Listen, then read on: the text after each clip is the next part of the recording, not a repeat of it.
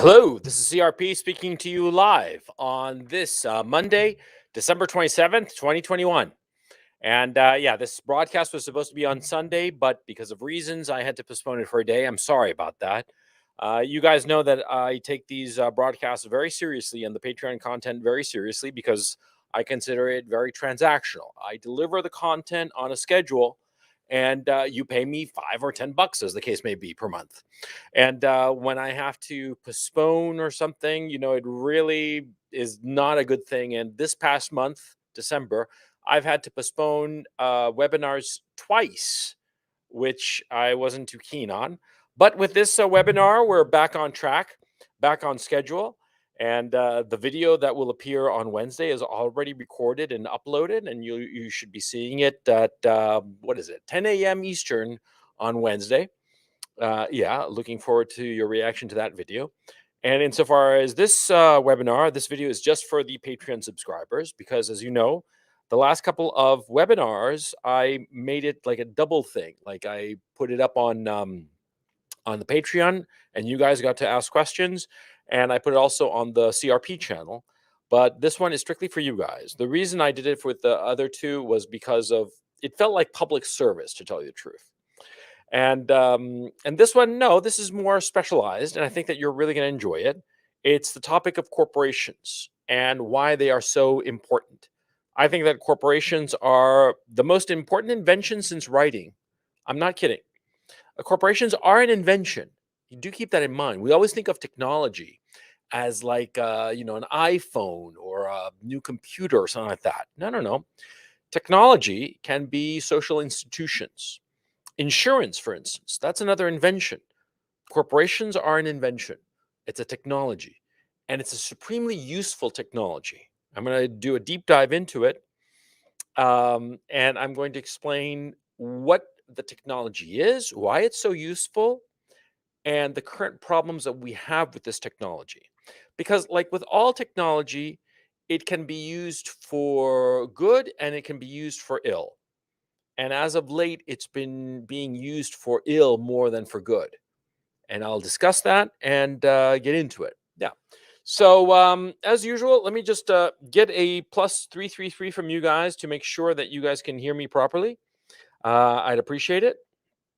And yeah, seems to be okay. So I'll just, I'm not going to wait for the chat to catch up. I'm just going to dive right into it. Yeah, hang on a second. Let me just oh, and as usual, where is Tiffany Dover? Oh, thank you so much. Great, great. Where is Tiffany Dover? That's the question you should always ask whenever you are on Twitter or Instagram or anywhere. Just drop that question. Where is Tiffany Dover?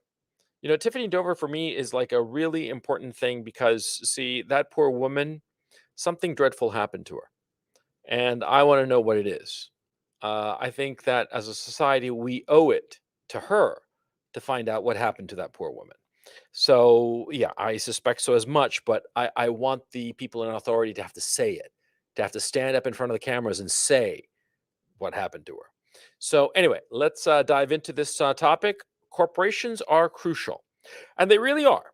They really are. And anybody who says that corporations are evil, that's like saying that a gun is evil. That's like saying that morphine is evil. Morphine, of course, people become addicted to it, and it's an opioid, and people's lives have been ruined by morphine. Mhm. But at the same time, morphine is incredibly useful. I mean, we could not have modern day surgery without morphine. It knocks people out, allows doctors to operate them. When I broke my ankle and they operated on my ankle and put in like a bunch of, pins and whatnot, they knocked me out with morphine. Yeah, it was terrific. Yeah, I didn't feel a thing. And so the point, a corporation is as good as morphine or as bad as morphine. It can be very good and very useful or very, very bad. So because of it, you can't deny that corporations are crucial. Mhm. Okay, so the first thing I want to talk about is an observation that I came up with back in 2011, 2010, maybe, the anti-Kytherin mechanism. I first heard about this in 2010, and when I was writing a financial blog, I wrote a long article on this. The Antikythera mechanism was discovered in 1901 off the island of Antikythera in the Aegean Sea. Now, the Antikythera mechanism, it was discovered in 1901, and nobody really knew what the hell it was for decades until roughly 2008, where advanced imaging technology had been developed, and they started examining this chunk of bronze that had been, in the ocean for at least 2,000 years. It's believed that it was on a ship that was sunk approximately. The ship itself was sunk, it is believed, between 60 and 70 BC. That is 60, 70 years before the birth of Christ. And it's believed that the mechanism in and of itself was approximately um, a generation older than the shipwreck. And so it's not really clear exactly. It doesn't really matter. The point is, see, it was in the bottom of the ocean for 2,000 years. And finally, in 2008, they figured what the hell it was. It's an analog computer. And you see that gear that you're looking at, right? The one with the X on the left-hand side of the picture. Now that gear is approximately 5 inches in diameter. It gives you a sense of it. And the pictures that is to the, the hunk of metal to the left. The pictures, the diagrams to the right show various, views of the machine. It's believed it was in a rectangular box. In the image on the right, the leftmost image within that picture, it's like this tiny little box with some inscriptions. By the way, the imaging technology was such that they were able to read those inscriptions. Okay, X-rays and all kinds of fancy doodads, but they figured it out. And that mechanism, you see all those gears? Well, that's what the Antikythera mechanism looked like. In fact, they've manufactured replicas of it, and it works. It works like a charm. And the thing is, see, it can predict where the sun, the moon, various stars, and other heavenly bodies will be. It can also predict when the next Olympics will be. All kinds of useful information for people 2,000 years ago. Mhm. And this incredibly useful device, well, nothing matched it until the 13th century, insofar as gears are concerned, insofar as the complexity of these gears. Nothing came close to it for approximately 1,300 years. Now, this is quite remarkable, but actually, it makes a hell of a lot of sense because you see, in the past, there were no corporations. And see, there was a craftsman, or perhaps a group of craftsmen, who manufactured the Antikythera mechanism. And that knowledge was lost because there was not a social structure that could transmit that information through time. Now, in our current civilization, we have technology that dates back all the way to the 17th century. Technology insofar as shipping is concerned, watchmaking technology, chronometers for ocean-going vessels and whatnot. We have technology from the 19th century, the internal combustion engine and so forth. And these technologies from the past, they exist today in far more refined fashion than when they originally appeared back in the 19th century, the 17th century, and the 16th century. Yeah, it's far more refined. Why? Why? Well, because the corporations, the existence of corporations was able to hold on to this knowledge. And this is a key issue, see? And one of the fundamental arguments I'm going to make that I want you to always remember, insofar as this presentation is concerned, is that corporations can transmit knowledge, information, knowledge capital, as well as financial capital through time, transcending both the managers and the owners. And this is something that you got to keep in mind because the craftsmen who made the Antikythera mechanism, they weren't able to pass along the knowledge that they had to successors who would remain in a social arrangement such that they would continue to manufacture Antikythera mechanisms and perfect them along the way because corporations didn't exist. But today we do. Corporations, as we currently understand them, have existed since 1602. And so over the last 400 years, we've been able to accumulate an enormous amount of information knowledge capital because of the corporation, the invention of the corporation, the institution of the corporation as is modernly understood. Okay? Now, I want you to understand how important it is before we get going. You have to understand how important it is because if corporations had existed in the year, 60 BC, see, the little shop that manufactured the anti-cathedral mechanism, it would have been a corporation. It would have continued manufacturing them, and it would have changed hands over the years, the decades, the centuries, and that knowledge would not have been lost. There would have been patents because corporations would have required the invention of the concept of patents. It would have been necessary for all of these things, and that knowledge would have continued. And today, we would have had far more advanced computers because if you get right down to it, once the technology was lost around, say, 400, 500 AD, it was another 800 years before the Italians started figuring out how to make gears as complex as the Antikythera mechanism. See, we would be today 800 years more advanced than we are now. Imagine where we'd be. You see my point? Okay, so let's get cracking with the presentation proper. This is like the intro. Corporations, the word corporations comes from the Latin corpus, meaning body, literally body. Corpus is body, but it implied a body of people. And the idea of corporations or of any partnership is a group of people, a body of people working together for whatever goal they set in mind. The concept of the corpus, of also the collegium, where the word college comes from, university, it's all just a group of people. And it was originated formally, informally it existed before, but originated during Julius Caesar's rule as a dictator of the Republic in, 49 BC. Now, he instituted it in the Julian laws, and it was reaffirmed under Augustus. So corporations existed, but do keep in mind corporations were simply partnerships of people. They were just partnerships of more than two people, and they were formally recognized by the emperor and often the Senate, the Roman Senate. And the thing is, see, these corporations, they were a legal entity. They were an artificial person, a legal person, and they could go into debt and they could be sued. They were just like a person, only it was a group of people. Mhm. And now the point, though, was that at this time there was unlimited liability. If you were part of a corporation, then if there was a loss of money, you had to put in your own money. If it was sued, you have to fork over your own money. There was no limitation.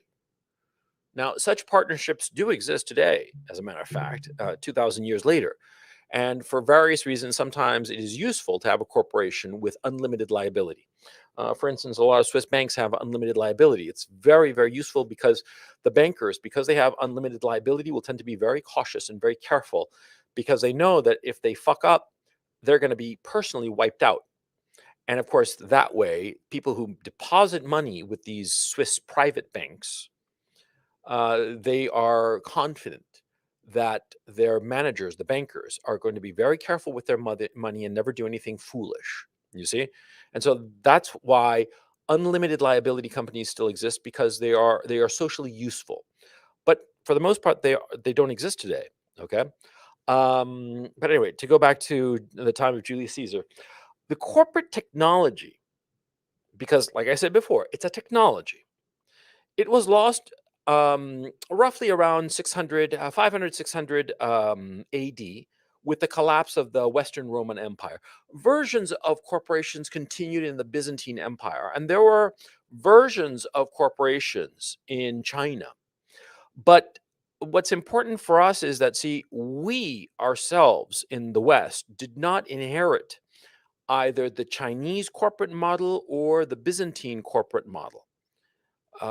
We inherited the Italian corporate model because the Italians in the late Middle Ages, roughly in the 13th century, I'm sorry, no, the 11th century, my mistake. In roughly the late 11th century, they rediscovered the concept of corporations. It's not quite that it was lost forever. It was more like it was sort of like forgotten, but not forgotten. It was sort of like still around, but not really applied very much. But the Italians started using it quite a bit, starting in the 11th century, in the late 11th century. And it slowly grew, but it had certain problems. The problems, of course, were that, see, the corporations that were implemented, especially moving into the 16th century, that is the 1500s, well, these companies, they were of limited duration and they were for specific projects to go on, for this mercantile trip of carrying, this ship with these goods to India and back, stuff like that. Specific projects, mm, and for limited duration. And of course, the people putting up the capital had unlimited liability. And so there were certain problems with the corporate model as rediscovered by the Italians in the 11th century and leading into the next 500 years or so. It was used but limited. Now, the crown or the king or whatever, the court would give license to these corporations, patents, and the patents were used to carry out a specific task. And many times, these companies carried out these specific tasks really as an extension of the government. For instance, famously, in the 16th century, Queen Elizabeth I allowed corporations, the British East India Company, for instance, to carry out, for all intents and purposes, piracy and military operations on behalf of the British Crown, even though it was a private enterprise. Mhm. So you see there was sort of like a blurring between what was strictly the corporate's business, private affairs, and the government's business, i.e., foreign policy. There was and there's always been a gray zone between those two. Okay, because like I said originally with the metaphor of morphine, corporations are incredibly useful to all involved, and so sometimes you use it when it's for a use not strictly prescribed, and sometimes you abuse it because it's useful for other things that you want. See, same with corporations. Now, the key issue and what we should consider as the first true corporation was the Dutch East India Company, which was founded in Amsterdam in 1602. Now, it was called the VOC, and we'll call it the VOC to distinguish it from the British East India Company, which was a completely separate entity. Okay. The VOC, the letters VOC stand for the Dutch word for East India Company. I cannot pronounce this. I will try. Verenigde Oost-Indische Compagnie. Mhm. That's the Dutch East India Company. Now, the innovations of the Dutch East India Company are numerous, and they were like head and shoulders above all the rest. In fact, the VOC eventually became the largest corporation in world history by far. And at its peak, it had a standing army of 10,000 soldiers. It commanded 140 warships, not to mention a whole bunch of trading ships and all the rest of it. I mean, it was for all intents and purposes not merely a company, but a military power. It was almost a state unto itself, a global state, because it really was global. And in its heyday during the 17th century, I mean, its apogee, you could argue, was roughly 1690 to 1710. That was pretty much the apogee of the VOC, and it eventually collapsed by 1750 for a variety of reasons that aren't important for this conversation. But it really was a remarkable company, and its beginnings, its foundation were key. First of all, it was the first limited liability company. What did that mean? It meant that the partners, they put in a fixed amount of money, and it was no more than that. They weren't going to lose more. They weren't on the hook for more money. If the company could not make do with the capital that they'd originally injected, tough titty, said the kitty. It goes bankrupt, and that's that. Okay. Now, this is very, very important, very subtle, but very important, because limited liability companies allow capitalists, that is, the owner of capital, to invest in multiple companies. Because when you have limited liability, you know exactly how much you're going to lose in the worst case scenario. When you have unlimited liability, you could get completely wiped out. So you're not going to take any risks. And that way you can invest. When you have limited liability companies, you can invest in multiple companies, sometimes multiple companies within the same industry. And you are confident that not only are you going to be limited insofar as how much money you lose, you realize that by betting on multiple companies within the same industry, yeah, one or two or three bets might lose, but the other might go up so much that you win back what you lost and you still come out ahead. See? So it encourages not merely risk taking, it encourages investment. That's why the creation of a limited liability company was so important. It was also the first joint stock company whose stock was readily tradable, excuse me. Now, what does this mean? It means that, see, um, owners owned stocks, pieces of paper in the company, and they could get into and out of the company by simply selling these little bits of paper, the stock. So long as it was registered in the stock market, which was another invention because of the VOC, you know, you could buy into the VOC or get out of the VOC whenever you wanted.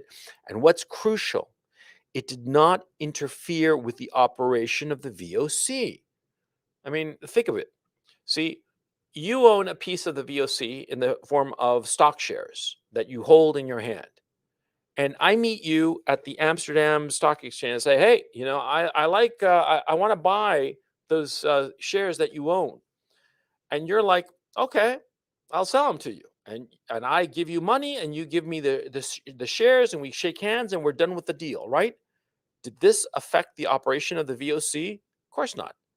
But see, in the past, whenever you wanted to sell a business, it was, first of all, impossible to sell a piece of it. You had to sell the whole thing. And selling it meant that the operations of the business were severely curtailed during the period of time of carrying out the sale. And in fact, because so many companies in the past were owned by the owner operator, by the man and his family perhaps, that were doing whatever business, the the firm, the shop, whatever it was likely located in the home of the shopkeeper or the artisan. Suppose I make, say, linen, and I have a linen shop. Where am I going to have that linen shop? In my own home. I'll have it like in like a outbuilding or a lower floor or wherever it is, but in my own home. I work and live in the same place, and so if I want to sell my business, it's a whole hassle. And of course, my workers, they don't have contracts. They work for me. See? I mean, it's like a personal relationship with the workers. See? And some of these workers, in fact, live at my house. So if I sell the business, I'm going to be kicking them out of their home too. I mean, you see the problem here. And if I sell the business, the equipment and the knowledge, I mean, so much of the knowledge, well, I have that knowledge. It's not even written down, or perhaps I wrote it down, but the one thing is to read it in a book and another thing is to actually know it, you see? And so you see the problem here. But with the VOC, you didn't have this problem because of tradable shares. On top of that, the VOC at its inception, or shortly after its inception, it came up with the notion of tradable bonds. Now, bonds, for those of you who don't know, are basically IOUs, debt certificates. See, I'm a company and I have shares and I have share owners, right? And for whatever reason, I need money to do some project. Maybe I want to build a ship, say. But of course, I don't have the cash. I don't have 1,000,000 guilders or whatever they were using at the time. Guilders, actually. I don't have 1,000,000 guilders. Actually, it was a lot less. You needed like 50,000 guilders to build a ship. I don't have 50,000 guilders. So what I do is that I issue these IOU certificates, bonds, these little bits of paper, and I sell them. I sell them to you, and you pay me 100 guilders, and a bunch of other people pay me 100 guilders for each one of these papers. Sometimes somebody will buy several of these bits of paper from me, and each of them are 100 guilders. And on the piece of paper, it's a little contract. It says, you give me 100 guilders for this bit of paper, and I promise to give you, say, 5 guilders per year, and at the end of 10 years, pay you back the 100 guilders originally on this bit of paper. That's a bond. Okay. And of course, bonds are still used today. Now, bonds, they didn't exist until the VOC came along and invented them. Mhm. And the notion that these bonds could be bought and sold and their value could change depending on the fortunes of the company. That was invented by the VOC. You know? It was also the first company to be vertically integrated rather, for greater efficiency. What does vertical integration means? It means that not only did it own the ships, but it owned the ports where it went. It it owned the houses and the lands where its workers worked. It owned everything, everything necessary to carry out the trade. See, there's vertical integration, that is owning every step in the process, and there's horizontal integration. Horizontal integration is, for all intents and purposes, monopolies. Monopolies and oligopolies. See, when you own everything side to side, you're a monopoly. When you're vertically integrated up and down, it means that you own everything. Ford Motor Company back in the day was a vertically integrated company. It owned the coal mines that were mined to make the steel, to make the cars in the factories that it owned, and the cars sent to the dealerships that it owned and sold to the people. See? That's vertical integration. That was the Ford Motor Company. And vertical integration was broken up by a Supreme Court case. It was the Paramount case of 1948. That was a big deal that broke up most vertically integrated industries. And for reasons that aren't important. But it was the first one. The VOC was the first one that was vertically integrated. And it was the first, and this is crucial, it was the first to advertise itself and consider itself as a company rather than as a unique project. Now, why did this matter? Because, see, people who were offered bonds in the VOC, whenever the VOC needed money for some project or whatever, see, they were told, you're not investing in a specific project. We have a whole bunch of projects that are going on. You're investing in the company. And this is key, because it allowed companies, and the VOC was the first one, to operate on multiple different projects and have multiple projects going on at different stages, and some successful and some not. But the company ultimately would be judged not on the individual project, but on all of the projects in aggregate. And so that way it could diversify its risk, and it could take on some riskier projects for less amount of money and some safer projects for bigger amounts of money. And in the aggregate, that's what the shareholders would get. Okay, and this is really, really smart. Retrospectively, all of these innovations seem self-evident, but see, it's just like the book. The invention of the book, of the printed book. I look at it. Look at a book. Look how weird it is. I mean, it really is. Huh? Like printed words that you read left to right, left to right, left to right, and then you change a page to read more. And it's so compact. It's not rolled up. Okay. It's, one page after the next. How did they do that? Because in the past, they were scrolls. They were long, long, long scrolls. And you'd have to roll it and all the rest of it. But here, with this invention of the book, you can just flip the pages. That's fucking amazing if you think about it. But of course, we're so used to books that we don't even think twice about it. We don't realize how remarkable of an invention the book actually is. If you showed a modern book to a Roman or a Byzantine or a Chinese, they'd be shocked. I mean, I'm talking ancient, of course. These ancient civilizations, they look at a book like, holy fucking shit, man. What the fuck is this? This is incredible. And we're like, oh, yeah, what the fuck, man? It's just a book. I got an ebook at home. It's even better. You see my point. These remarkable inventions of the VOC, only in retrospect do they seem quotidian. At the time, they were revolutionary.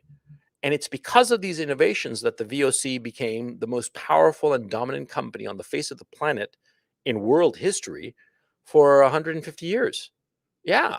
I mean, you got to understand. I mean, think of a company today that's been around for 150 years. That's from 1870. Name one company that's as long lasting, let alone dominant position, because the VOC compared to today would be like if you combined Apple, Amazon, and Microsoft. I mean, like something like that. It was enormous. I mean, in terms of the GDP of the European economy at that time, it was enormous. It was, you know, the biggest company in world history. And it was because of these innovations. Now, these innovations, all of them, endure today. And you have to understand how useful all of these innovations are. But the key issue that I have to insist is the notion of buying and selling ownership and how it does not disturb the business that the company is carrying out. Because quite apart from the fact that a company, by divorcing its owners from its managers, created the conditions for independent factories, separate locations where business is carried out, separate from the homes of the owners. See? What happened was that it professionalized managers and even shareholders because shareholders became professional investors. They weren't amateur investors who were actually artisans running the company. No, they didn't have anything to do with the company. They didn't run it, they were just owners in it. And the people who ran it, the managers and the boards of directors, they became professionalized. And because they became professionalized, they started to perfect the craft of running companies, especially in the aspects of accounting and finance and keeping track of the money flow and the product flow, which became incredibly important, especially as the business, the VOC, became bigger and bigger and more complex. Okay. Now, what are the advantages of corporations? Well, the first and most obvious is that financial capital is maintained over time in a corporation. Yeah, sure. Because what happens is that, see, uh, I'm a textile manufacturer. I make linen. I'm a one shop guy. I've got a house, and in the house is my loom, say. And suppose I'm very successful and I come up with a bunch of innovations, really good ones, right? And all the money that I get from selling my really great linen, I reinvest in my little shop. I put more cash into more looms and I hire more people to run the looms and I teach them and all the rest of it. I reinvest all the capital that I make into the business. But then one day I get sick and die. What happens to my little linen shop? It gets shut down. And all the people who work there, they go their separate ways. And all the capital that was accumulated, not just financial capital, although financial capital certainly, but also human capital, it gets dispersed and thrown to the wind and just vanishes. See, it's wasted capital. But with a corporation, that doesn't happen. You can have a manager, he dies, he's just replaced with another manager. And perhaps the new manager is not so capable, or perhaps he's a little bit better, or perhaps he's more or less the same, but it doesn't matter. He's going to be more or less up to standard and be able to continue the operation, even though the original manager is dead. You see how useful a corporation is? And that way, the financial capital of the business is not lost. More importantly, the knowledge capital is maintained in a corporation. Okay, quite apart from the fact of patents and copyrights, which are key mechanisms to maintain knowledge capital through time. Corporations, just by their mere structure, they maintain the knowledge capital of a business just because of their existence, because of how they've been structured and arranged and the people working there. People come and go. But of course, it's going to be a rare thing when in a business, all of the workers suddenly die. Okay. Or leave for whatever reason. That's going to be a rare thing. What's going to happen if you have, say, a dozen people in a factory, every, say, 2 months, maybe one worker will leave and be replaced. Say, let's just hypothetical, right? So over a 2 year span, if it's once every 2 months, and there are 12 workers in this factory. So over a 2 year span of time, you'll replace all of your workers, but there will be continuity insofar as the knowledge is concerned, just by the mere structure of the existence of the corporation. You see? And this is so crucial. This is why the anti-Kytherin mechanism that I discussed before, it would have endured had it been created in an atmosphere where corporations existed and transported knowledge through time, because that's what corporations do. They transport knowledge through time. They They preserve it and maintain it, just as they preserve and maintain financial capital. Now, management and ownership, because of corporations, how they are structured, they are separated, they are divorced. Of course, there are some companies, especially small companies, where the owners are the managers. This is quite obvious. You and I decide to start some company and we issue 1,000 shares and you take 500 and I take 500 and we both work in the company that we're the owners of. Owners and managers are one and the same. Sure, that happens all the time at startups at the beginning. Okay.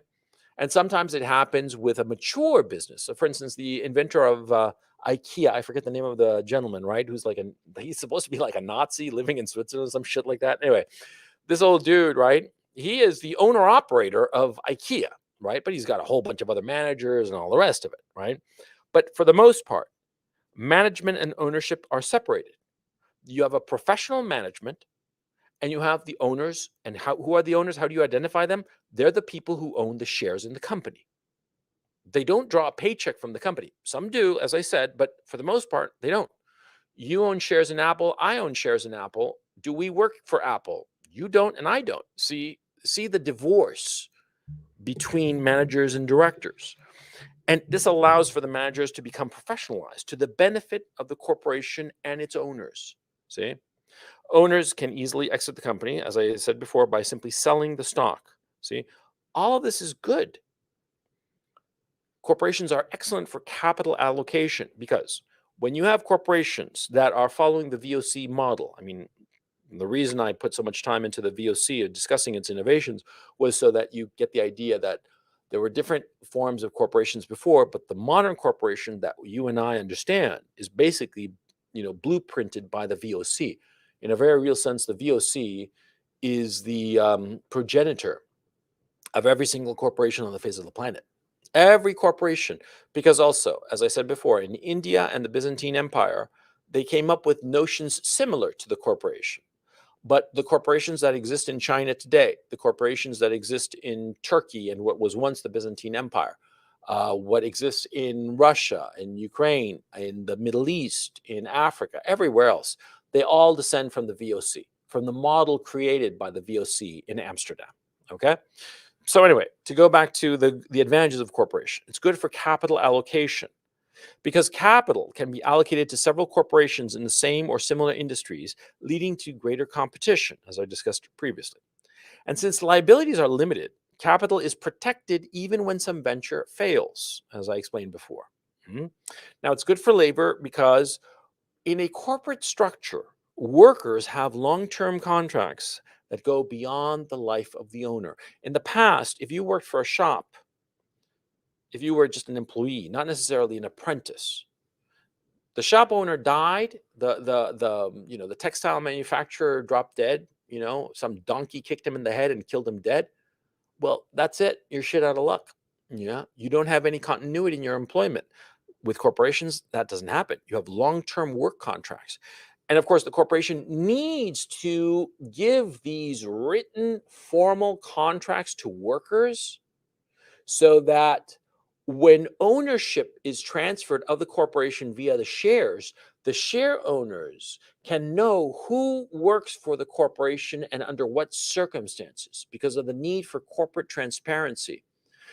The transparency that arises because the people who are buying and selling the shares of the company, they need to know what's going on in the company so they can accurately rather price the shares. See, so it creates all kinds of transparency, which I should have set up as a separate item here on my PowerPoint presentation, but it doesn't matter. You get the point anyway.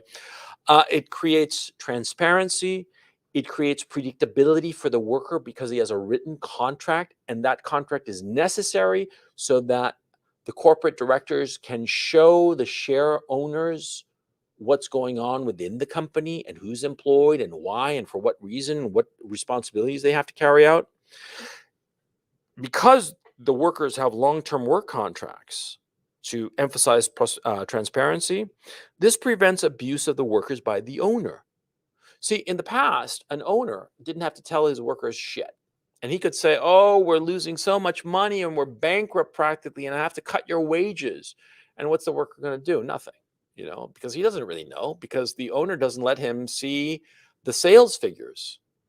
But in a corporation, the corporation has to show the sales figures to the shareholders. And because of this need for transparency, the workers know. And so the workers know that the company is doing real well. So the company should pay them more. Yeah, exactly. Yeah, the company can't say to the workers, claim that they're losing money and all the rest of them and going bankrupt, like an independent owner operator could. You see, you see the advantages of it for a worker, and this is quite apart from any union. Okay, I mean, unions weren't even invented until the fucking 19th century. We're talking 300 years or 250 years later, right? No, forget that. Don't worry about unions. Just the mere existence of corporations created the transparency such that it prevented abuse of the workers by the corporation. Abuse that did happen during the realm of the owner operator. You see? You see why corporations were good for labor and good for capital allocation, good for management, good for everything. That's why corporations flourished. Now, the disadvantages of corporations, of course, are pretty obvious, some of them. For instance, the first one, obviously, is stock speculation, which can easily turn into manias. And how many manias have there been since 1602? Dozens, And only the first couple were on things that weren't stock related. Well, actually, the only one I can think of is the tulip mania of, again, Amsterdam in the early 17th century. Yeah, it was 1620, I believe, around then. But after that, all the manias, what were the manias about? Stock. Yeah. And did you know that it took until the 19th century for David Ricardo, the British economist, to figure out that stocks went down when they heard bad news? It's actually kind of remarkable because a lot of times the pricing of stock it was completely arbitrary sometimes. Okay, and people didn't quite know why a stock was going up or down. They only knew that it was going up or down, and they would buy and sell based on that, and that's how it became manic. Okay, and it was all kinds of manic during the 17th and 18th century. Things only started quieting down during the 19th century because of economists like David Ricardo and also economists like Adam Smith, who started to explain these manias and explain why they happen, why the ups and downs of it. Okay, which is very interesting. But that kind of stock speculation leads to incredible instability, social instability, because the people with money, all of a sudden, they're not sure if they're rich or poor. And people act very differently when they think that they're rich or they think they're poor, as we all know. If we think that we're really rich, we'll spend money like a drunken sailor, and that will fuel the economy and get things going. If we think that we're poor, we'll hoard every penny, even if we're far from being poor, but this will slow down the economy, lead to deflation, lead to all kinds of problems, just as bad as inflation. See? And so you see why it's important to not have this kind of speculative mania. Corporations, and by the way, the other reason the stock speculation and manias are so bad, because it leads to misallocation of capital. There's nothing worse for a society than to misallocate capital, because capital is so dear. In the West, especially, there's so much capital floating around for various reasons over the last 20, 25, 30 years that people don't quite understand how hard it is to get capital. It's only because capital has been artificially priced at a very low threshold because of the insane monetary policies of the central banks that we tend to think that capital is cheap. But no, historically, capital has always been very, very dear.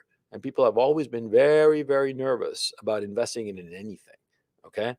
Again, that was one of the big advantages of the VOC, the big innovations, that it made things more stable and predictable for the capitalists. Because one of the things I didn't mention, of course, is that the VOC promised to pay out dividends on a regular basis. And because of that constant and predictable income, VOC shareholders felt very confident in owning shares in the company. See? But anyway, so stock speculation is bad because it leads to misallocation of capital. Corporations can become as powerful as a state if they are not tightly regulated. Okay? The VOC itself was more powerful than most European states. And one could argue, actually, that it was probably more powerful than even the Dutch and British states at that time.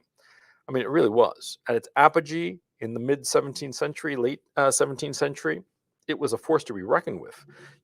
A country did not cross the VOC lightly because the VOC would likely just invade you and take you over.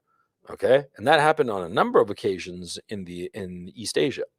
So, yeah, corporations can become as powerful as a state, and corporate power leads to abuse of the people for the obvious reasons that the goal of corporations, the single-minded goal, is to make money.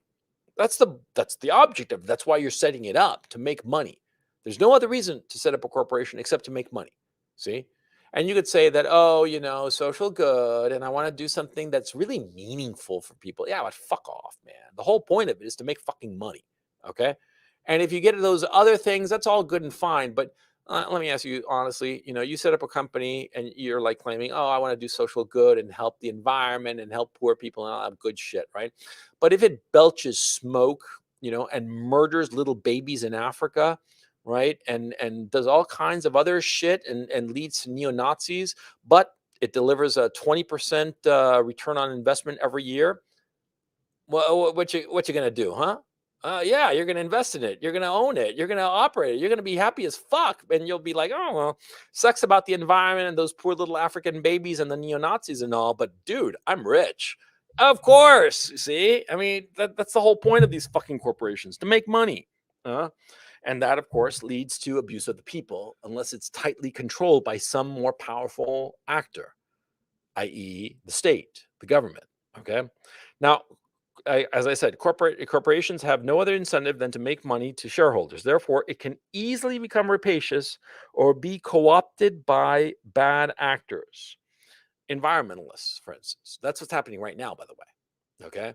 Environmentalists are co-opting a lot of these businesses. And I'll get to that in just a moment. But when I get to the slide where I discuss the current problems, okay? But corporations can easily fall under the control of unscrupulous managers. This is the biggest problem.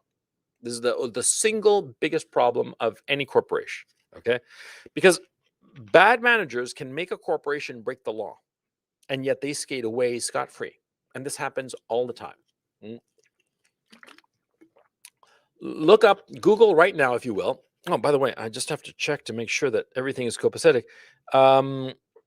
Hit me with +333 to make sure that everything is copacetic insofar as listening to me and that everything is okay. I'd appreciate it because I've been babbling on for close to an hour now, and I have no idea if you guys are actually hearing me or not. So, I mean, what's his name? Watcher Metron Mobius says was at what was it? 16 at 647, and yeah, okay, great. So everybody can hear me and everything's copacetic. Great. That's all I wanted to know. So anyway, where was I? Got lost here. Hang on. Right, bad managers. See, look up on Google the biggest fine ever, corporate fine ever given out. You'll find out it was to Pfizer for 2.3 billion back in 2008, I believe, for some heart medication that they lied about. I mean, they blatantly lied about it, but they paid a fine. That was it, and it hit the company, Pfizer. It didn't hit the officers, the corporate officers, the managers. They skated away from that whole fiasco. See, and that happens all the fucking time. Men who are in positions of power in corporations have the corporation do something that they know is wrong, and they do it with impunity, saying, oh well, the corporation did it, I didn't do shit. It's like a limited moral company, a limited liability company, limited morality company kind of thing. The company deals with the moral fallout, i.e. prison or penalty, and the person who actually carried out the immoral initiative, the manager, he skates away. That's grossly unfair. Mm? There's also the issue of a bad manager busting out a corporation. Now, what's busting out? I mentioned this recently in the "What If I Were a Dictator" in the other day. What if I were a dictator of America? See, in the movie Goodfellas, there's a fantastic scene that shows what busting out is. There's this restaurant, and the owner sells it to some mobsters. And the mobsters, what do? They take the restaurant and make the restaurant go into debt with banks, all kinds of debt. I mean, and with that debt, with that borrowed money, what does the restaurant do? It buys a whole bunch of products, steaks, liquor, everything, food, whatever. And the mobsters steal those products and then turn around and resell them to other people and pocket the money. That's busting out a restaurant in this case. Uh, Corporate managers can bust out a company and very easily. And I'll explain exactly how they do it and how they have been doing it now, which is a serious problem. I run XYZ Corporation, okay?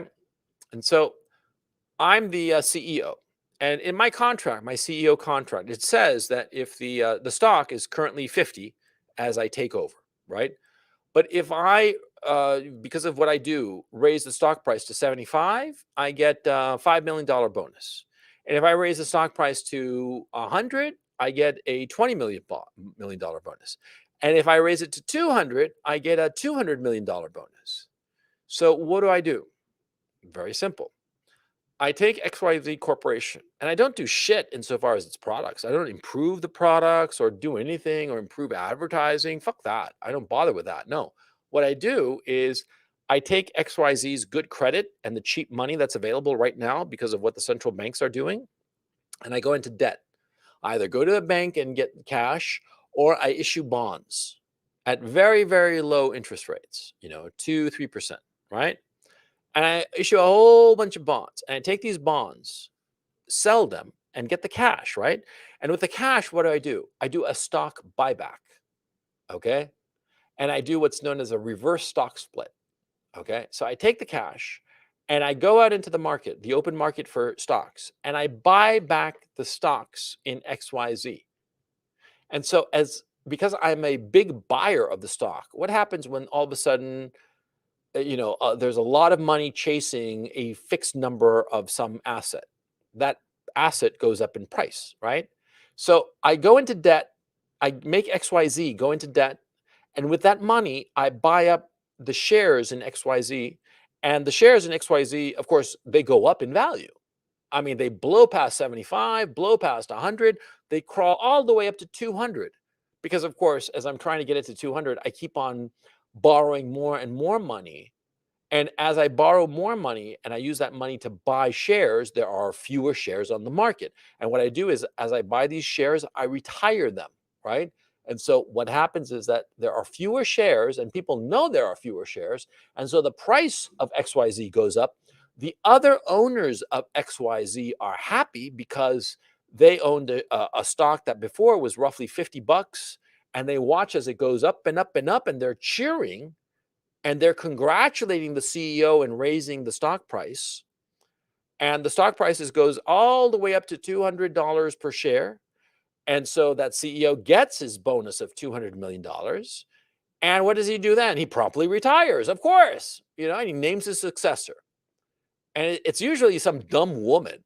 Have you noticed how like a lot of women wind up being the CEO just as the company tanks? It happened to Hewlett Packard. It's happened to a whole bunch of companies. Okay.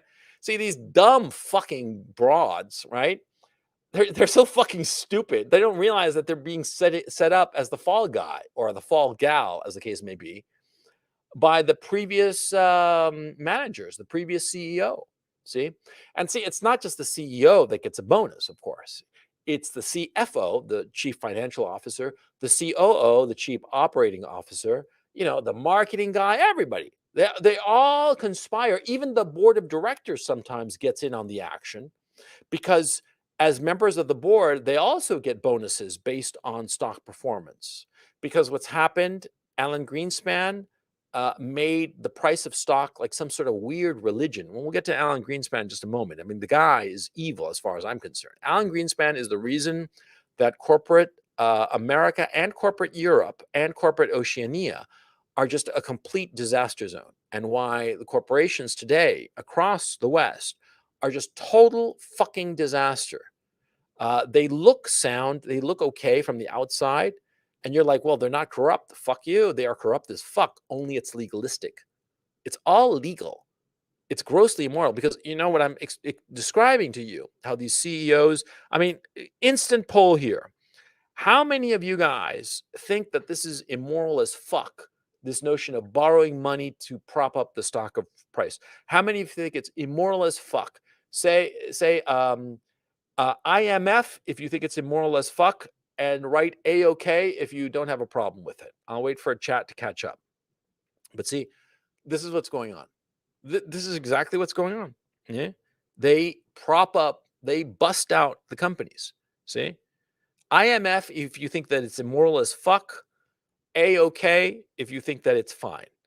Yeah, IMF exactly. Immoral as fuck. Yeah, it really is.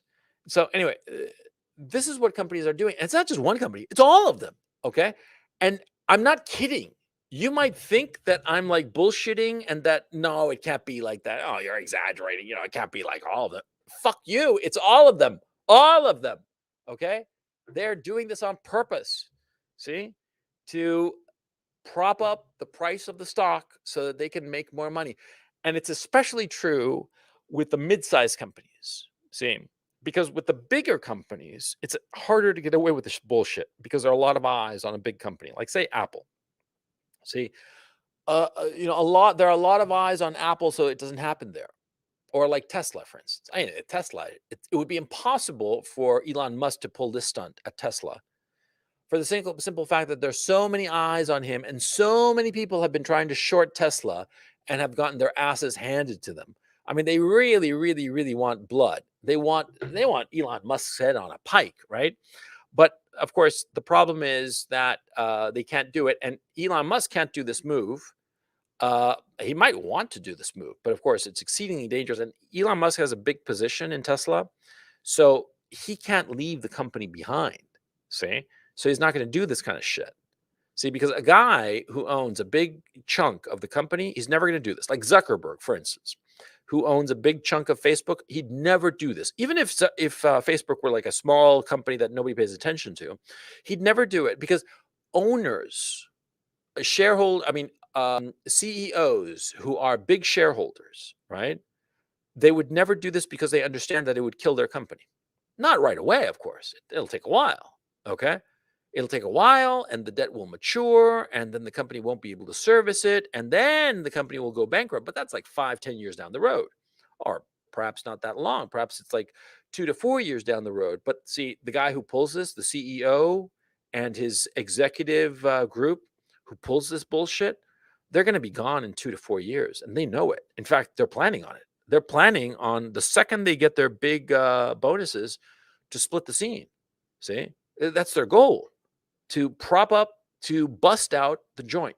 See, remember what was the name of this company? Enron, right? Enron that got into basically these kinds of shenanigans and worse. They did all kinds of fucking horrifying things. I mean, they were really just pieces of shit, right? Anyway, the guys at Enron, one of them got away scot-free. See, like the chief financial officer, because he was as guilty as the rest of them, as what's his name, Lays, and that guy from McKinsey, all those pieces of shit, right?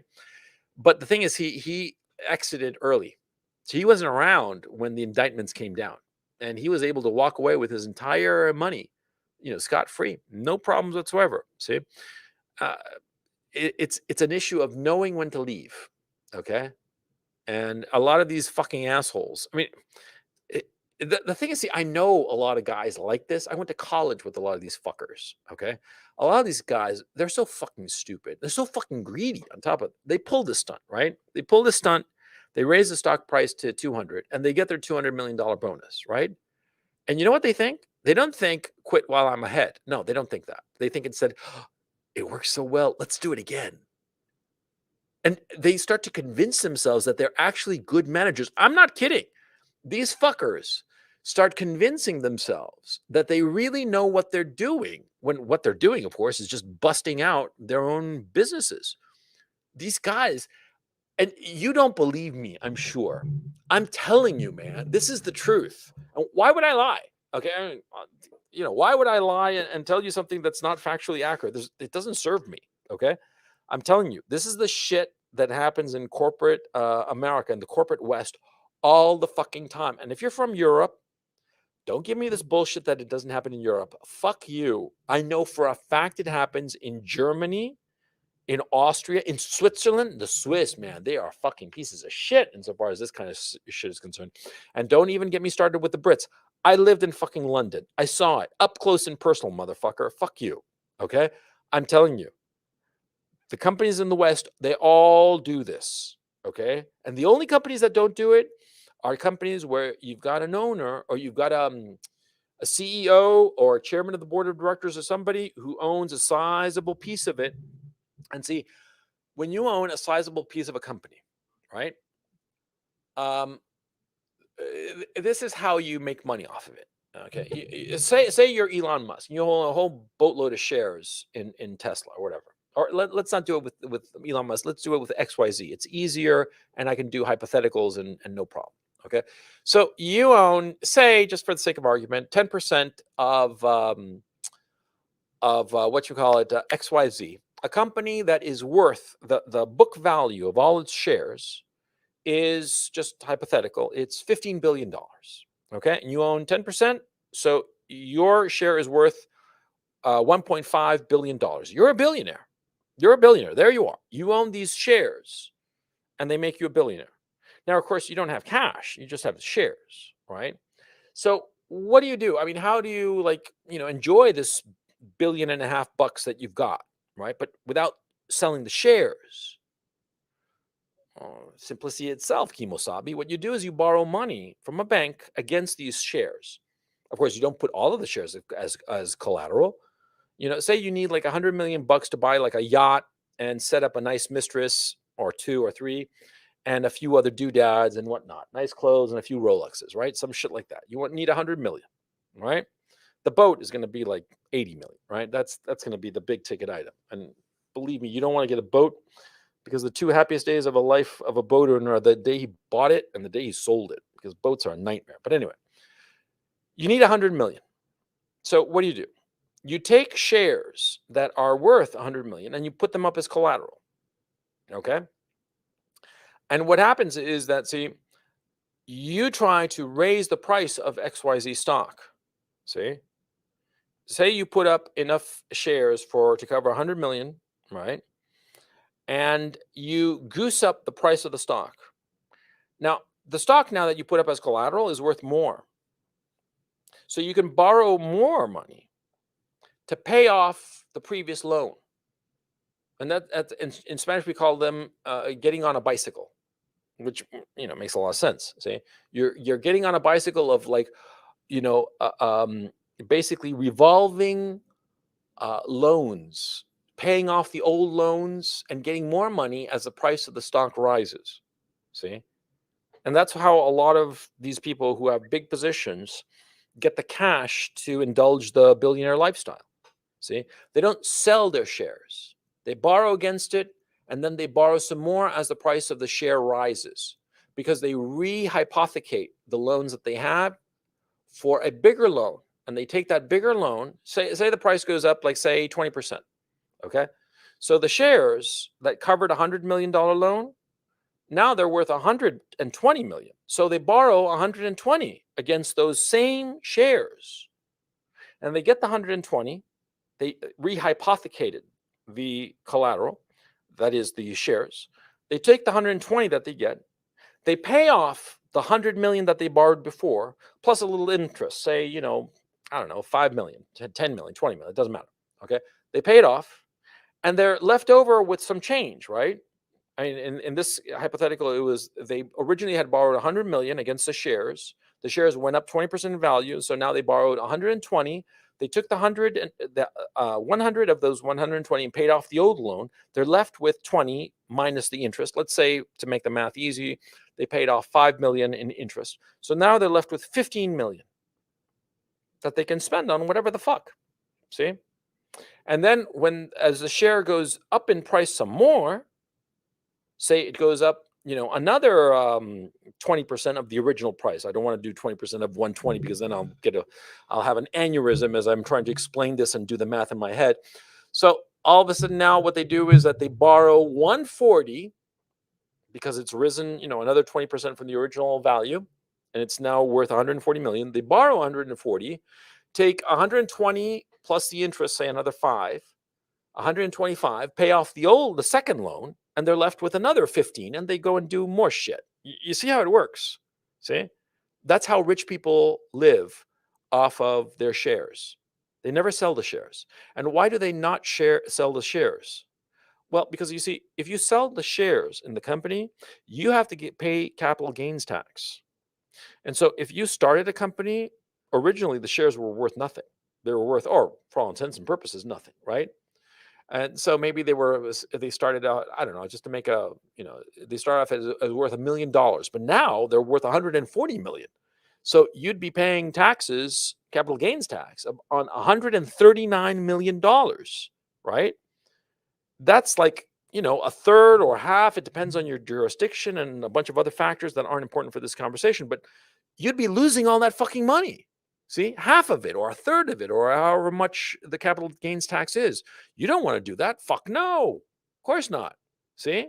I mean, like you buy a house, you're a regular Joe, and you buy a house for $200,000. And then a few years later, you sell it for $250,000. That 50,000, you got to get paid capital gains. Do you want to? Fuck no, because it's going to be, I don't know, 15, 20, 25,000 out of the $50,000 profit. You're going to get, between 2/3 and half of the profit. And you're like, fuck that, man. I don't want that. But, you're shit out of luck. And the mortgage and the real estate market is such that you can't get out of it, right? But if you're a rich guy with shares in a company, you can. And the mechanism that I described of borrowing money against the shares, that's how rich people do it. That's how they survive. That's how they don't pay taxes. Because, of course, if you borrow money, you don't pay tax on that money now, do you? Of course not. I mean, you ever heard of somebody like using their credit card and having to pay income tax on the money they spent on the credit card? What the fuck are you talking about? Of course not. See? And that's how rich people spend their money without spending their money, without selling off their shares, without paying capital gains tax. See? Elon Musk's situation where he sold 11 billion. A whole bunch of shit is going on there that is pointless for this conversation and way complicated. And some of it I don't quite understand myself, to tell you the truth.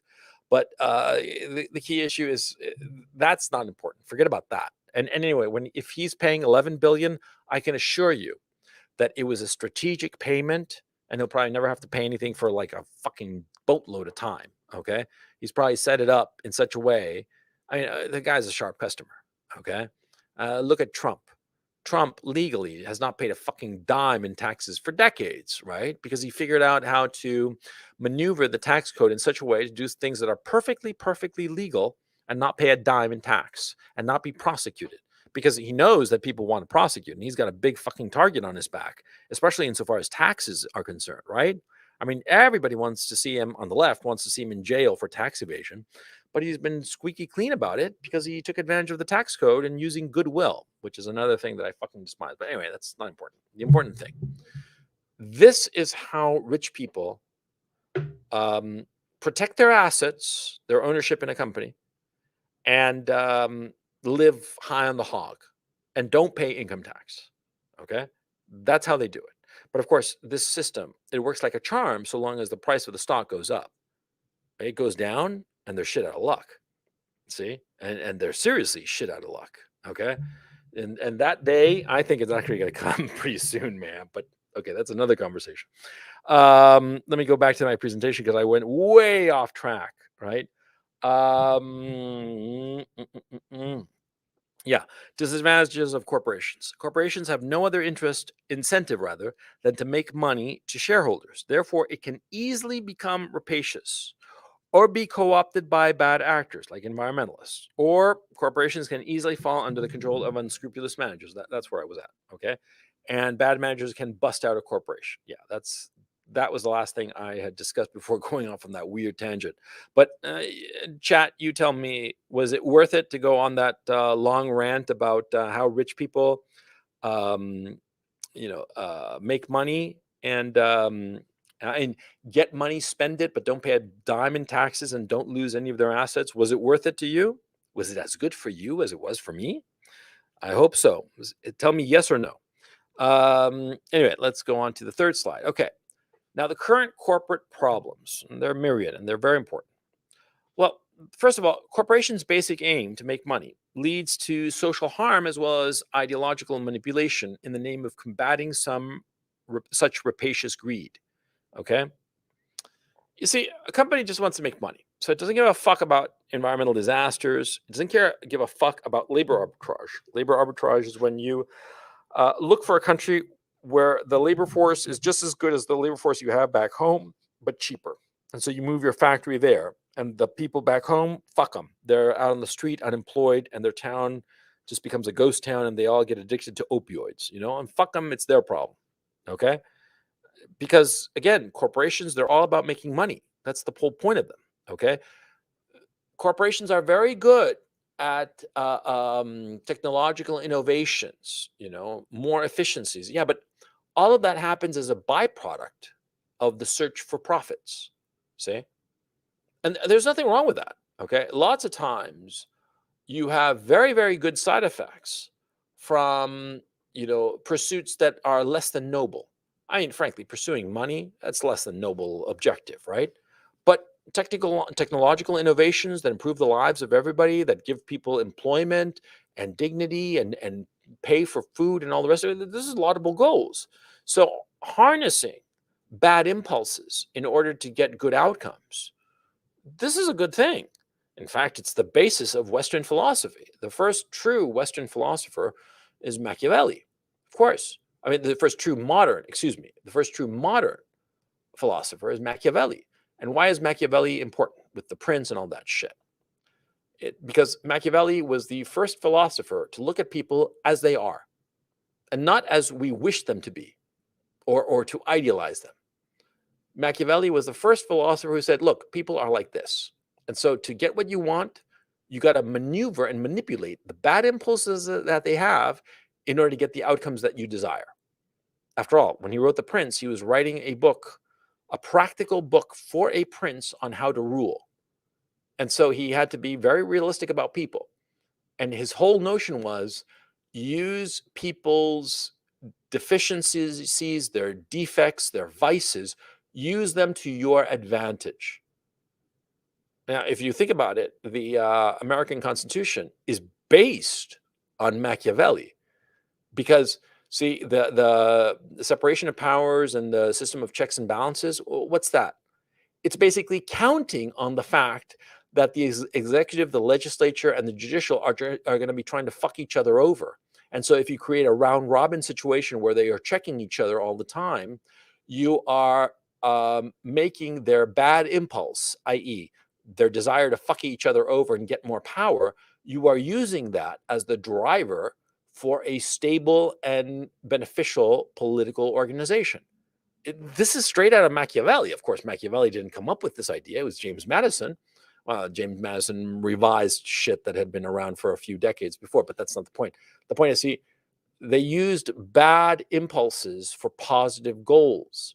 Corporations, they have a bad impulse, make money, but it leads to positive goals. But the problem is that this bad impulse, which leads to positive goals, sometimes people get ideas and start thinking to themselves, why don't we just manipulate corporations and use this energy of them striving for profits to get them to do what we want?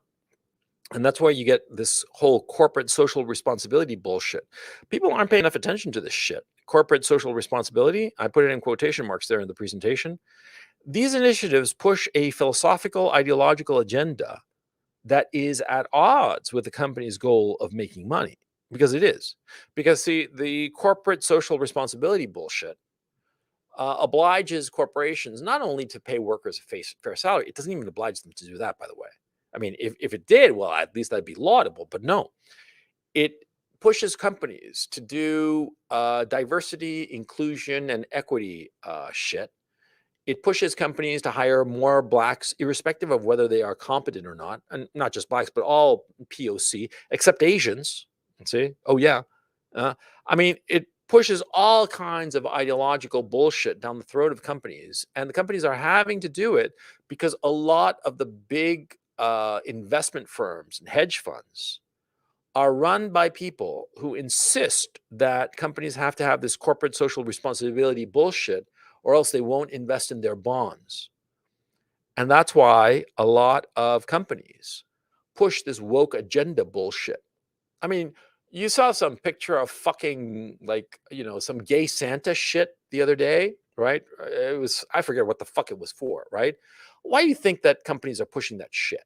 So that they can look good for this CSR shit, for the corporate social responsibility shit, that they're pushing diversity and, the gay agenda and all that crap, so that hedge funds will buy their fucking bonds. Because of course, if these hedge funds, which are very powerful, BlackRock and the other ones, right? If they fail to buy these bonds, the bonds tank, the companies go belly up. I mean, the companies can get into shitloads of trouble. Okay, and that's how so many companies are so woke. It's not that the people in it are woke necessarily. A lot are, but not necessarily. A lot of it comes to do from investors being manipulated by hedge funds. See, who are pushing this bullshit in the name of ideology, and also so that they can quote unquote feel good about their investments, which is the dumbest fucking thing. The only time I feel good about my investments is when I look at them and they're making money for me. I really, honest to God, I'm not kidding. I would invest money in a company called We Kill Babies in Africa and dump toxic waste in Sri Lanka if that fucker would give me 20% return every year, guaranteed. No question. I wouldn't give a fuck. No, because it's not my fucking problem. My problem is to make money. Anything else besides that, I don't give a fuck. And if you're butchering babies in Rwanda and dumping toxic waste in fucking Sri Lanka, tough titty for those people, but fuck them. They're not my kids. They're not my beaches. Fuck them. It's their problem. If they want to allow it, so be it. But we have a lot of self-righteous people in the West who are like, no, environment and bullshit and corporate social responsibility. And the thing is, see, a lot of these corporate social responsibility bullshit measures, right? Prima facie, they sound all right. Yeah, sure, we want to help people and all that good shit. Yeah, fine. I mean, what the fuck? Why not, right? But the thing is that you start looking at the fine print, and so much bullshit. It's so much bullshit. Okay. And as somebody who worked in the environmental, in the green energy sector, rather, I can tell you how much bullshit this is. Okay. And we got funding for some shit that we were doing strictly because it was part of their, corporate social responsibility program. I've invested in green energy. Okay. They didn't even look at our numbers. All they cared about was whether we had the stamp of approval from fucking Greenpeace and shit like that. Right. And then they were like happy to give us funds. Yeah. And for very small pieces of the action, they didn't even care if what they were going to do was particularly profitable. All they cared about was having that, checked on the box, right? For the CSR, for their own bond sales that they were worried about. See, there's all so much bullshit, corrupt. And that's what's going on. Okay. So anyway, yeah, corporations can be manipulated by ideology and bullshit. Okay. Now, here comes the next part. Monopolies and oligopolies, created by Alan Greenspan, who preferred them. See, this is a serious problem. This is a real fucking serious problem. No kidding around. See, Alan Greenspan, back in 1965, he wrote the introduction to some essays by Ayn Rand. I'm not fucking kidding. Alan Greenspan was a personal friend of Ayn Rand, a big fan of hers, and objectivism and all that bullshit, right? Because it is bullshit. Come on. It's an atheist, Trotskyite, crazy ideology that has no redeeming value whatsoever. Okay. I mean, it's very good when you're like, 17, 19, 22, bright college kids, some shit like that. Yeah, it seems eye-opening and shit like that. But once you get to be a grown-up, you're like, this fucking shit is cruel as fuck on the one hand and just stupid, But okay, I'm not going to get into that right now. But the point, Alan Greenspan laid out in an article in that introduction to that collection of essays by Ayn Rand, his notion, I forget the name of the fucking thing. You can look it up. He published it in 1965. Google it and you'll find it. It was a famous essay, actually, his introduction to this collection of essays by Ayn Rand. He wrote how monopolies were something to be encouraged, okay? Because he pointed out the truism about monopolies are more efficient than competition.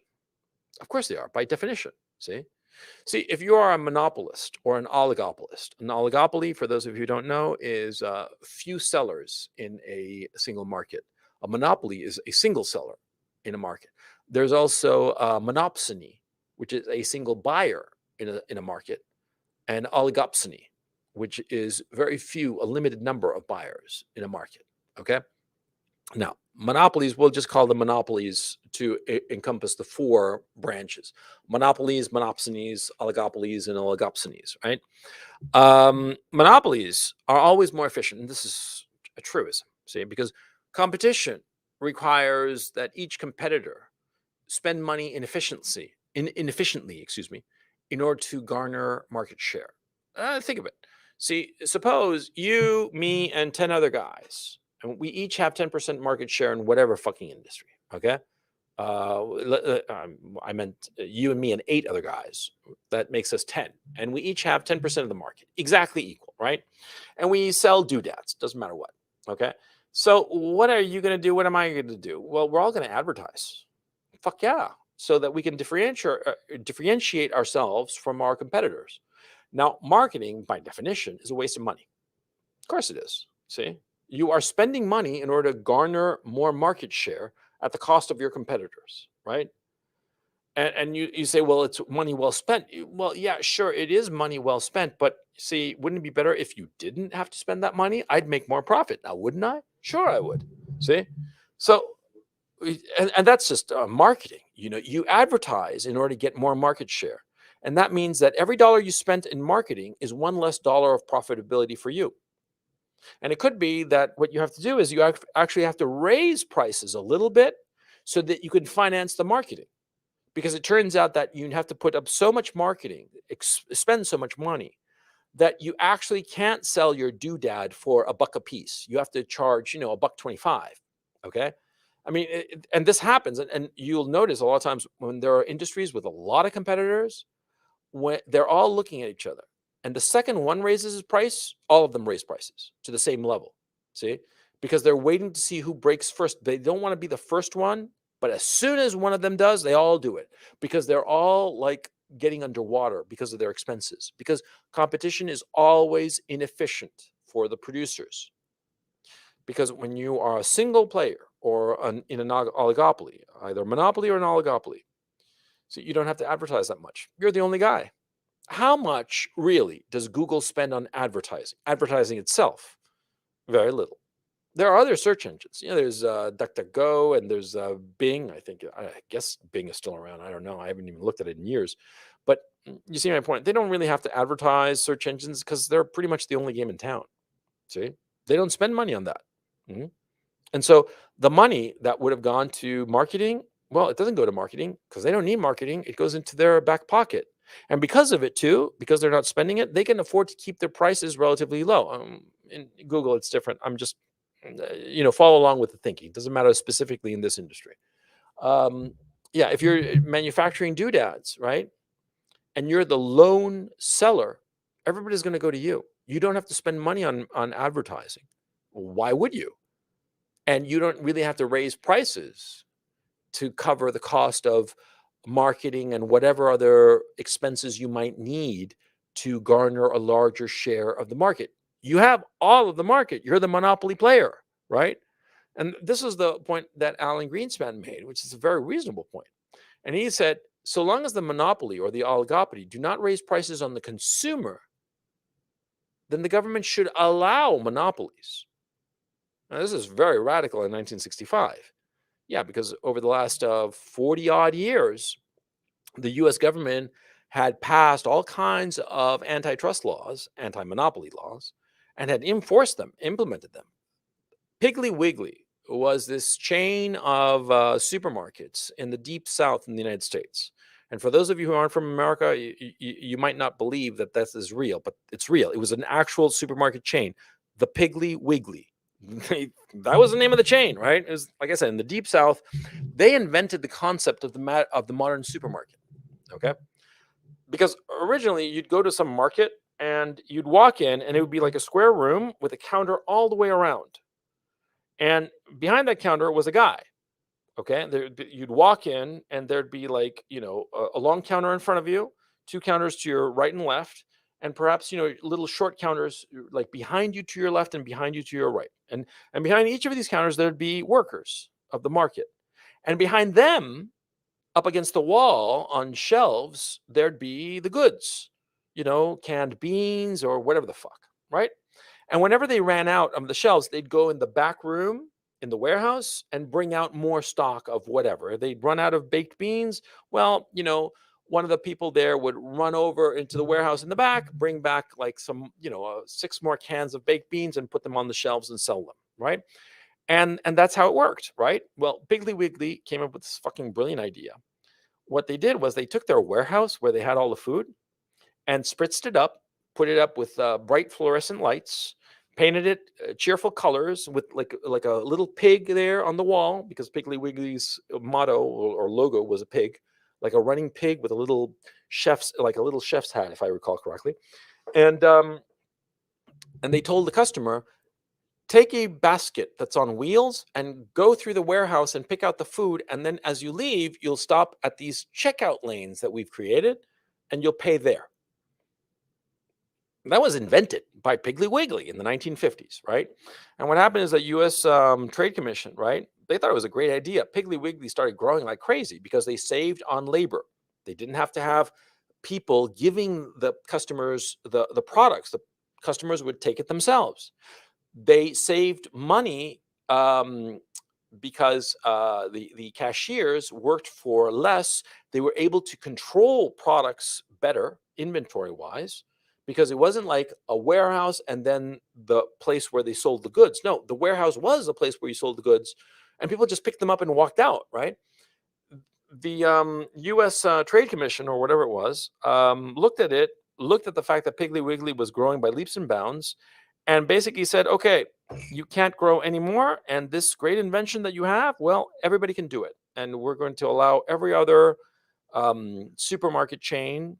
Well, the word supermarket didn't exist. Piggly Wiggly invented the word supermarket.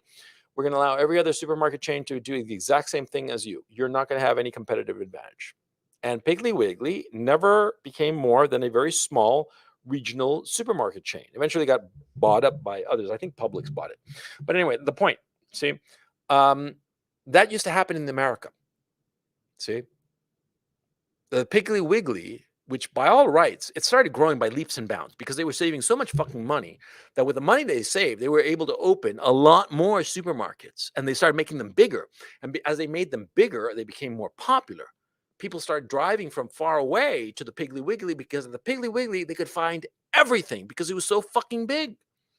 I mean, this is a classic example of a good idea that saves money for the company, and the company takes that saved money and reinvests it to make more locations and better their product and just expand and expand. The government said no. They applied antitrust laws and they fucked over Piggly Wiggly. And they had just about every supermarket chain copied the Piggly Wiggly model, and that was the end of Piggly Wiggly's comparative advantage insofar as the supermarket idea was concerned. And that was that.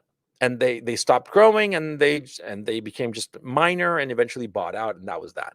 See, Alan Greenspan said that no, that was bad. You should have let Piggly Wiggly grow and take over the whole fucking country insofar as the supermarket business was concerned, because it was more efficient. And see, Alan Greenspan was fundamentally right. And econometricians who study the statistics of the different markets, they butt rest Alan Greenspan's opinion. He was right. And Greenspan was an egghead, and he knew how to do his econometric analysis. And so, yeah, he knew that he was right. And he was. And there's no question. It's more efficient for the overall economy, so long as the monopolist does not exploit price control over the customer. That is, doesn't gouge the customer. Alan Greenspan said that monopolies should be allowed to exist. Now, he pointed out also that monopolies can only be prevented by government intervention, which inserts market inefficiencies, thus lowering productivity and raising prices. This is absolutely true. In the example of Piggly Wiggly, I kind of showed it to you. Okay. And there are other examples that's Totally true. But here's where he fell. Monopolies will fail unless they compete vigorously for their market share. That's what Alan Greenspan said, thought, and he still believes it, by the way. And that's completely false. It's completely false. In fact, quite the opposite happens. A monopolist will become complacent, of course, and he'll try to stifle innovation. Now, the fact that Alan Greenspan does not see this is a remarkable testament to the blindness of really, really smart people. Because Alan Greenspan, he's about 20 times smarter than I'll ever be. Okay? No question about that. That fucker knows all kinds of shit that I'll never know. But he's blind. He's a fucking idiot. He doesn't see, and he really doesn't. This is the shocking thing. Okay? He does not see how a monopoly can become complacent, and in its complacency, stifle innovation. See? How the fact that it has a dominant position in the market will lead it to abuse its potential competitors, nip those competitors in the bud, and not create new products, new innovation for consumers. He didn't see that.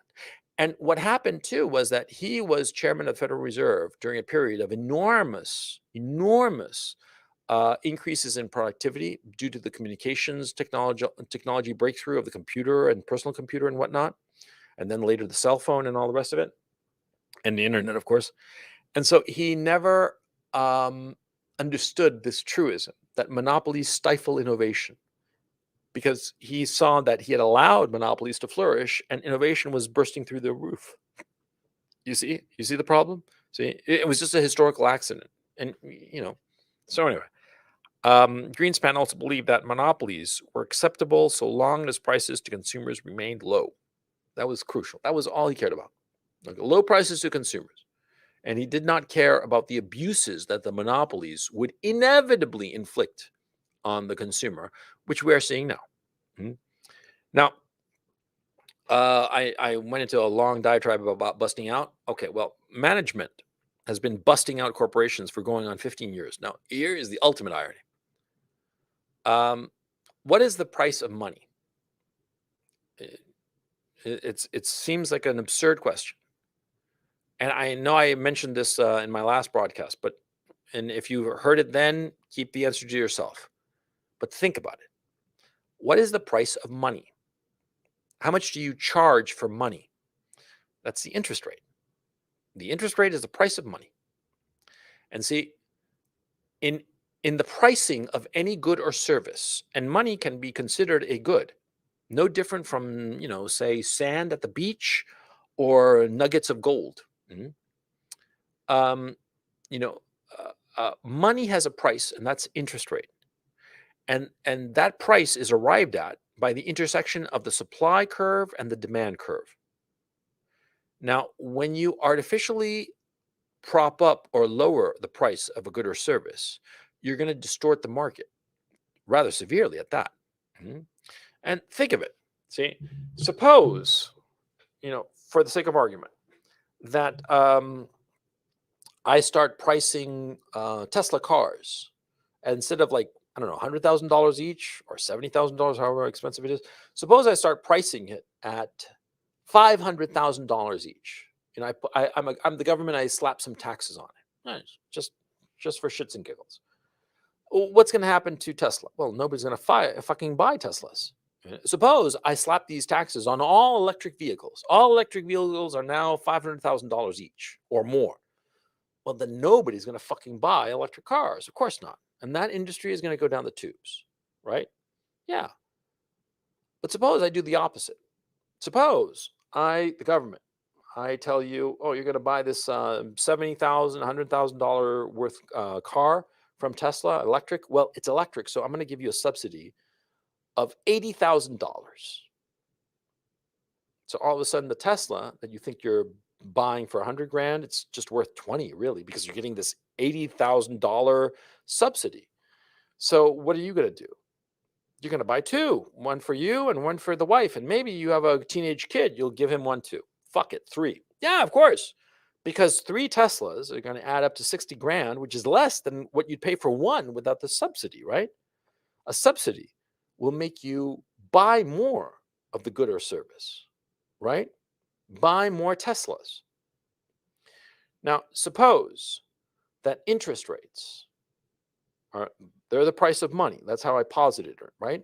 Suppose I'm the central bank and I tell you that the price of money, that is interest rate, is not 10% for a 5-year loan. No, it's 3%. What are you going to do? You're going to gear up, as they say. You're going to borrow a shit ton of money to do whatever the fuck, it doesn't matter. But you're going to borrow a lot of money, right? Yeah. Because I mean, it's so cheap. Suppose, you're a company and you want to set up a new factory and you do the numbers and you're like, okay, fuck it. We can afford to take out a loan for 10%. Okay. 10% interest rate. That's as high as we can pay for this money that we have to borrow to build this factory to produce more doodads, right? But if I'm the central bank and I tell you, hey, buddy, man, chill. I'll subsidize your loan. Instead of you paying 10%, you'll pay 3.5%. And what are you going to say to that? You're going to say, oh, man, then you know what I'm going to do? I'm going to borrow money because I'd set aside X amount of dollars to pay an interest. See, I'm going to borrow money, 500 million for the factory, but I'm also going to borrow another 500 million to prop up my share prices and another 500 million to have the cash to pay my bonuses to me and all my cronies in the company. That's what I'm going to fucking do. And you do it, of course. See? Alan Greenspan famously in what's known as the Greenspan put. Look it up. The Greenspan put. He basically propped up the loan market by subsidizing the price of money by way of Federal Reserve policy. He kept interest rates so low that people took out excessive amounts of loans. And this, of course, propped up the stock market. And that's all that Greenspan looked at. He thought that and this is, again, bizarre, but it's true. It's absolutely true. And look at it everywhere. And everybody will tell you the exact same thing. Alan Greenspan really thought, truly, and believed that the stock market was a true indication of the health of the American economy. And of course, anybody with even a little bit of common sense will realize that that's completely false.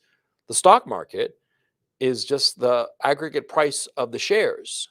And if a lot of companies are being busted out, as I explained previously, then of course the stock market is going to go up and up and up. But that doesn't mean that the economy is healthy. Fuck no. And even if you ignore the possibility of companies busting out, and you have companies rather than busting out, say the economies are what they're doing is they're leveraging cheaper labor in other countries. That is, they are shuttering their factories in Ohio and opening them in Guatemala and making the exact same product in Guatemala, only paying like 20% of the labor costs that they used to be paying in Ohio. Well, yeah, they're making more profit now because they have a factory in Guatemala instead of Ohio. And since they have more profit, people who follow the stock know, oh, XYZ shares, they should be worth more because they're making more profit because they moved their factory to Guatemala. So the share price for XYZ goes up. But the economy as a whole in the United States has been actually hurt because all those workers in Ohio are now out of a job. And a lot of them are too old to retrain or do anything else. And so they become a burden on the society. The economy is objectively worse off because of this labor arbitrage move that increases the stock price of XYZ. And Greenspan says, oh, look, XYZ went up in price. Therefore, the economy must be even better than ever. This is what this asshole actually believed. And he operated on that. And the problem was that he came into the position of Federal Reserve Board chair at a crucial time. He came into the office like something like 2 months before the flash crash of September 87, right? The crash of 87 was trivial. It was a flash crash, okay? High-speed trading, the first time it had ever happened, that kind of confluence. Fundamentally, nothing happened, okay? And nothing happened. But the stock price collapsed 500 points in a single day back when that actually meant something. And what happened was that when that happened, Greenspan did actually something sensible, was that he opened a discount window and said, anybody who needs money, here, take it. Take it, cheap money to just prop up the stock market because we don't want a repeat of 1929. And lots of companies took out loans and propped themselves up. And it was a short-term thing, right? A short-term hit. And it was the first time it had ever been done because the chairman of the Federal Reserve before Greenspan was Paul Volcker. And Paul Volcker was a tight-fisted son of a bitch. I admire him greatly, by the way. He was my kind of guy. Paul Volcker was very, very tight, and he might have just let the whole thing fall and let the chips fall where they may just to see what would happen. And then maybe a month or two later come to the rescue just to shake out all the weak hands, because he was that kind of a guy, in which I admire. But he wasn't there anymore. Greenspan was in charge. Greenspan did this, and it was a shot of adrenaline in the market. The markets bounced back almost instantly. It was like a comic book, like get knocked down and pop right back up, right? It was like, something like a cartoon character kind of situation. But because of that, see, Alan Greenspan, whenever he got into trouble, he'd just do this, throw out cheap money, a lot of it, to just prop up the market. It was like a shot of adrenaline every single time. But of course, what happened was that over time, the patient got used to these shots of adrenaline. And the marginal utility started to decrease and decrease with every shot. See what happened? And so, anyway, Alan Greenspan, he's a man I despise, by the way. Okay, he's very educated, very smart, all kinds of IQ points. He's an asshole that I despise because he was so fucking blind. One of these typical assholes who lives in Washington, D.C. and mixes with hoity-toity and doesn't understand shit about the real economy or what financial markets are all about. Financial markets do not reflect reality. Corporate prices, stock prices, are not reality. See, they're an interesting measure, but they don't indicate shit. Not even the health of the companies. Because see, now we're up to what? We are literally at Dow Jones at 36,000 or some shit like that. And all these companies are loaded to the gills with debt. There's $11.4 trillion worth of corporate debt. And realistically, there's no way for these companies to pay it, especially if interest rates go up, because they've taken off on so much loans. They've geared up so much that if interest rates go up, all these companies go bankrupt. They can't pay back these loans, man. And that's why this inflation, this very high inflation, which is going to spiral into hyperinflation, these companies need it, because if it doesn't happen, they're going to go bankrupt because they can't afford to pay these debts. But okay, again, I'm losing track of my thing, and let me get back on it. See, Greenspan bad. That's all you need to know.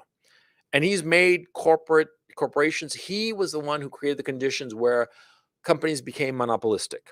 Okay, now management has been busting out corporations for going on 15 years because of the low interest, because of this asshole Greenspan who busted out the low interest, i.e. subsidized money, i.e.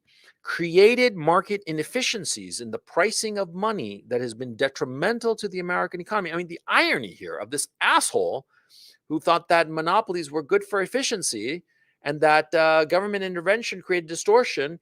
And he's the fucking government, and he distorted the money supply to such an extent that we're all in this fucking hole that we're in right now. Fucking asshole.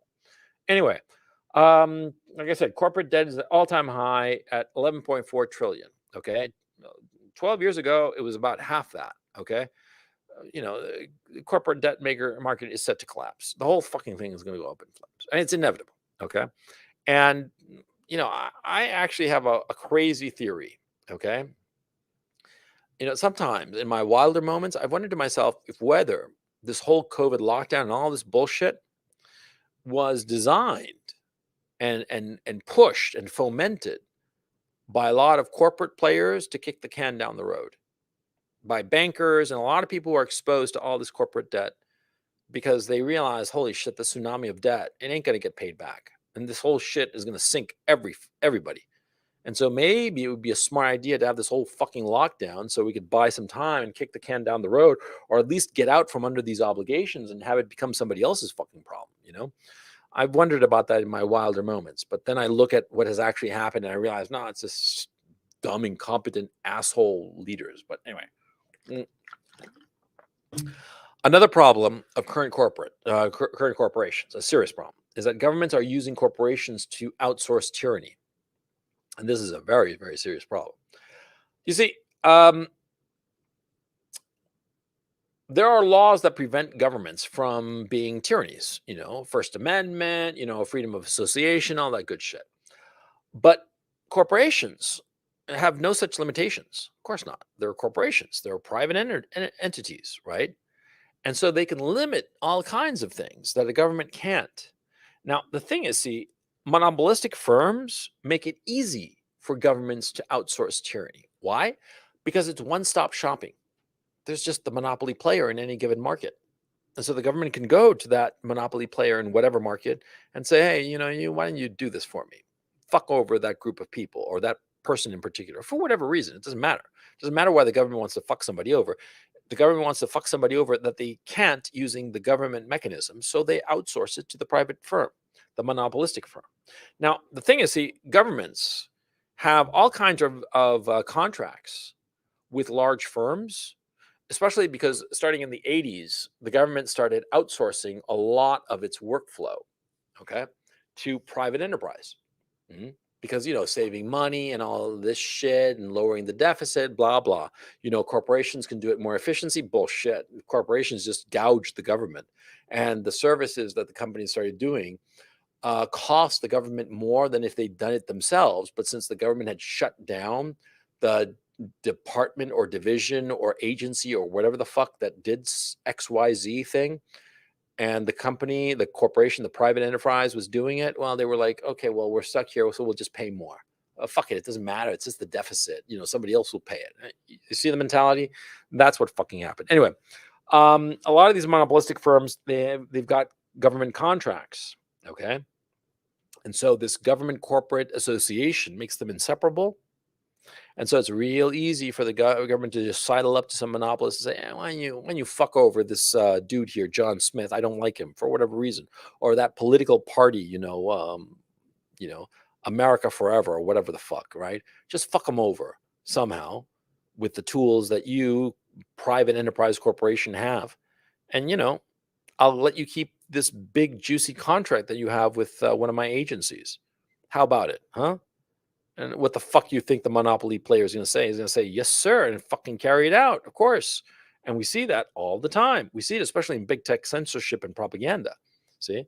But that's like more visible to you and me because it's real fucking obvious, especially you guys and myself. We're all netizens. We're all paying attention to the information flow and all the rest of it. And so we pay attention to big tech censorship and all kinds of crazy ass shit that's going on. Shit, in my fucking Instagram feed, man. I'm not fucking kidding. They fucking whatchamacallit censored my fucking ass over some post that I put. And yeah, it was a post. I'm not kidding. It was from fucking Thomas Paine. Who wrote, "He who dares not offend cannot be honest." I posted that on my spaces because I had heard about it, that it was getting censored in Instagram, and it fucking was, man. I was like fucking shocked, but there you go. We see that kind of censorship going on, and that impetus, it's coming from the government. It's coming from the Democratic political party, yeah, that's in control of the White House and Congress barely, and they're pushing this censorship shit, okay? Because Facebook has all kinds of contracts with the federal government. Amazon has all kinds of contracts with the federal government. So they're doing this, okay? Now, insofar as this government using corporations to impose tyranny, well, it's obvious what's going to happen. It's already happening, as a matter of fact, which is financial services are going to be shut off for political opponents of the government. And we're seeing that already. My good friend, Martin Sellner, married to the former Brittany Pettibone, now Brittany Sellner. Now, Martin, he's a great guy. I've met his family. I mean, they're decent people, right? And he's being fucked over by all the financial services companies. He's basically can't open a bank account in all of fucking Europe because of his political opinions. He hasn't committed any crime. He's never been convicted of any fucking crime. None whatsoever. Okay? Just his speech, his political speech, and he has been completely defenestrated from the financial system of Europe, of the whole fucking continent. There is not one European bank that will let him open an account. I'm talking a bank account. You can't exist in a modern economy without a fucking bank account. And he doesn't have one, And forget about PayPal or any shit like that or Stripe or whatever. And they're doing that. They're doing it all over the fucking place because the government just gives the private companies an edge and say, hey, come on, be a pal. No, and you fuck over this fellow Martin Sellner. I don't like him. I don't like his fucking fashy haircut. I don't like the fact of all this free speech bullshit he keeps pushing. Fuck him. And the private companies say, okay, sir, and they do it. And this is going to become more and more prevalent, especially as we get the vaccine passports, because it'll be easier to track people. It'll be easier to track their opinion. It'll be easier to say, oh, this guy is saying bad things on Twitter. Fuck him insofar as his bank account is concerned. That's going to happen. That's the whole plan. Okay? And it's because of these big monopolistic corporations. Because if there were a bunch of small corporations, government wouldn't be able to do it. Now, would they? Of course not. We didn't just have Visa and MasterCard. If we had like 20 different brands of credit cards, all operating simultaneously, all battling with each other for market dominance, no way that the government would have the ability to go to all 20, because there'd always be one or two or three of these 20 credit card companies that would deliberately say no to the government and start advertising the fact that they are totally against what the government is doing. See? But since it's just Visa and MasterCard will cancel you. And they have done so. Don't give me this shit that it hasn't happened, because it has. It's just going to become more and more prevalent. And it'll affect you and me. Okay? Now, I've gone on a little bit of a rant here. But see, I just wanted to cover the bases insofar as this situation is concerned. This is serious shit. Because, like I said at the beginning, corporations are incredibly useful. They are incredibly useful. I am pro-corporation all the fucking way. Of course I am. Like I'm pro-morphine. Like I'm pro-handgun. Like I'm pro-jackhammer. You know, a jackhammer to drill a hole? You know, if I put a jackhammer on top of a person, I'd kill him in about 5 seconds. If I turn on a jackhammer, I mean, just the weight of it and the pointy thing on any part of any person's body is just, just that weight alone, is horrifying, right? If I turn it on, I don't know, break bones or just tear through the guts of whomever is underneath that jackhammer, right? Should I prohibit them? No, of course not. Jackhammers are incredibly useful, like morphine, like a handgun, like all kinds of tools, like a car. You can kill all kinds of people. Look what happened in Waukesha, for crying out loud, right? I mean, all those poor people, and memory hold, of course, because the assailant was the wrong fucking race, right? And the victims were the wrong fucking race. Pieces of shit press. But anyway, see, a car, an SUV, incredibly useful tool. Corporations are a tool. And so you have to regulate them. You have to. Or else they go off the rails and do all kinds of stupid shit, as we're seeing now. See? And so they are very useful, but they're very dangerous. And they have very good uses that long-term help the society as a whole, help the civilization as a whole. We would not have the civilization that we have today were it not for corporations. But so many of the problems we have today, we would not have them were it not for corporations. See? And that's why it has to be controlled. And there's no algorithm that you can apply. Okay? A lot of people say, oh, let corporations do what they will. Fuck off. I mean, you see how corporations very easily can be perverted. See? Because a lot of the people who say, oh, let corporations do whatever they want, they live in this fantasyland, dreamland, where there are no bad actors or no people who have perhaps good motives but are unscrupulous and manipulative and want companies to do things that they like, to fuck over somebody that they think is a bad person. Huh? And maybe they are legitimately a bad person, but dude, I mean, you see my point. See? And so this naive attitude that, oh, let the corporations do what they will. They're a private enterprise. Fuck that. Okay? They can be very easily manipulated to harm individuals, to harm groups of people, big groups of people. They can be put into the situation whereby they start handing out medicines that kill a large number of people because they have such influence on the government that they can get away with it. And you guys don't need me to draw you a picture to realize what I'm talking about now, do you? Yeah. So, I mean, you got to understand corporations are useful, necessary. And I hope that this presentation has given you ideas about it. Oh, there I am. Cheers. And now we're going to go into the Q&A section. Hang on, let me just cover up my baldness. God damn, I'm going bald, man. It's not fun at all. And we are. And I'm putting it in the chat.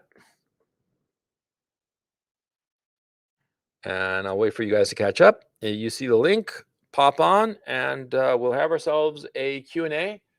And I've gone on for 2 hours, not as long as the last time. Remember, I did 5 hours? Holy fucking shit. That was a long fucking broadcast, man. I couldn't believe it. But, I had fun. I hope that you guys had fun too with me talking about being dictator of America. Yeah, I was kind of bloodthirsty, but, what the fuck? Why not? Okay, let's go. Igor, how's it going? Good evening, Mr. Gonzalo. First of all, I need to compliment your past webinar. It was extremely long, but it was well worth it. So, yeah. I'm so glad. Yeah, it was so long that I ended at like 11 o'clock. And when I shut everything down, it was like 11:15. I go downstairs and I was like another 15 minutes before I was able to exit the office because the night guy, the night manager, had like wandered off to do shit. And, I was like, dude, I had to wait there. It was, and thank God it was only 15 minutes waiting time. But anyway, what's on your mind, man? Uh, uh, yeah, first of all, sorry, I was just. This question is kind of hard for me to ask you, but Sure. sometimes I do feel like a lesser man. Think one should be self-aware. Like the ancient Greeks said, "Know thyself," and Yeah. that's very wise. But in terms of my mental capabilities and my character, the combination of both is not very good. Like when the shit hits the fan, I usually panic. Like in terms of exam, when I need to fight, I don't have anxiety. But when I need to do some test, I'm like, oh my fucking god, like the world is coming to an How end. old are you? I forgot, Igor. I am 19, first year at college. I got 8 out of 10. I got best grade in my class in math, same thing in English, but I always fucking panic. I don't know why. Does it affect your performance? Not really.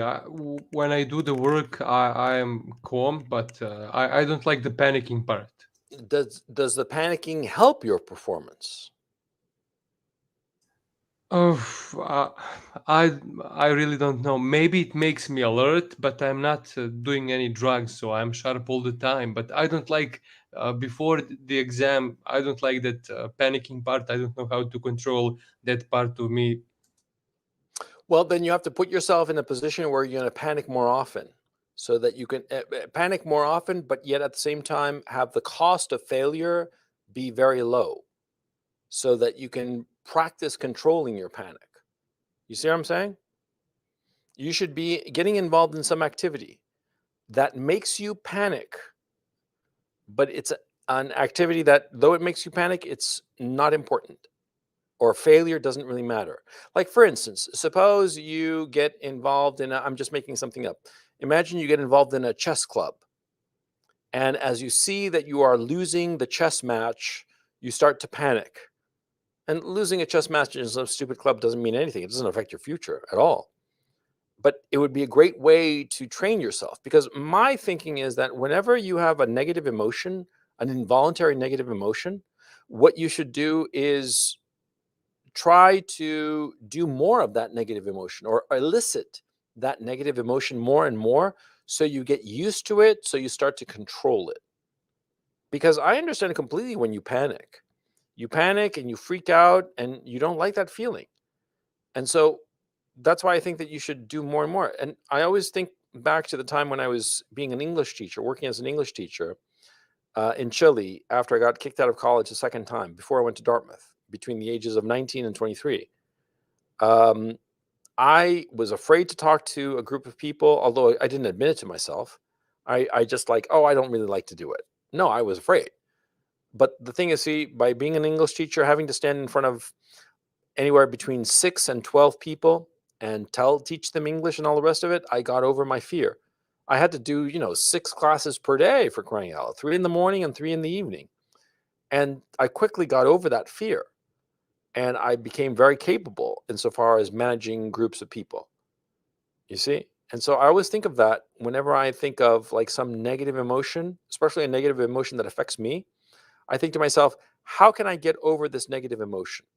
I'm having this negative reaction because of this stimuli. How could I do it so that I get this negative stimuli more and more and more until I finally no longer until I'm finally immune to this negative emotion? You see what I'm saying? That's what you should be doing. Finding like I said, like some harmless activity that makes you panic so that you can learn to control it, so that later on in bigger, more important situations, you're not going to succumb to panic. You'll know how to handle it. You see?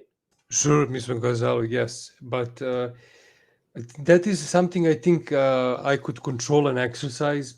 You gave me an example, but in terms of my intelligence, I don't think I can change that much, and it really Sure like you can. bothers me. Sure Sorry, you what? can. You can change. Well, I can become more eloquent, and but I cannot change the sheer power of my brain cells, how fast they're running. For example, my friend was like literally night before exam drinking and playing video games. He was drinking alcohol and playing video games, and he was like 5 points away from being the best in our class. But and he didn't study at all. He was like lazy bum, and he Yeah. got excellent score. He literally figured out what was going on in the exam, and I was Yeah. like Well, studying every week, going to the classes, and well, see, some guys are just sharper and faster than you are. And there's nothing wrong with that. And in the end, you have to keep in mind something that's crucial. See, the smartest guys don't usually get to the top. Look at the smartest guys in the world right now, the one with the most IQ points. They're not like Warren Buffett or whoever. The most intelligent men do not get to the top. Okay, it's the men who get to the top are the ones who are most consistent in whatever it is. It's not that they're like boring. No, they're consistent. They're consistently reaching a certain level. Okay, and maybe that level is not particularly high, but if they're consistently making it every single day, eventually they're going to far surpass the guy who's smarter than them. And this is a truism. And what happens a lot of times is that guys who are smart don't believe this. And guys who are not so smart, they also don't believe it because they look at the smart guy and say, well, he's so much smarter than me. How is it that I'm going to surpass him? The whole tortoise and the hare allegory from Aesop's fable, the tortoise and the hare, the rabbit and the turtle, right? sure, yeah, The- yeah. yeah. And yeah, well, the thing is, see, consistency wins every time. And being smart doesn't get you very far. That's the bitter experience I learned from flunking out of university in Chile twice, not once, twice, because I was really smart, but not smart enough to get away with not studying. Okay. But there were guys who could. But the funny thing is that, see, when I finally learned through my English teaching, by the way, to be consistent, to work every day and all the rest of it, um, that's when I started to really succeed. And that's what's led me to most of the life that I have, consistency. You understand what I'm saying? So Sure, yeah, yeah. don't worry about being don't worry about being the dumbest guy in the room. If you're the most consistent, you'll get the farthest. This is a truism. This is known since fucking the time of the Greeks. Okay, it's and you're 19 and you might not believe it. A man who's I'm almost 3 times your age. Believe me when I tell you. Okay, the guy who's consistent will always get farther than the guy who's just smart. Always, no exception. That's why Aesop's fable, the hare and the tortoise, it's so famous because it's true.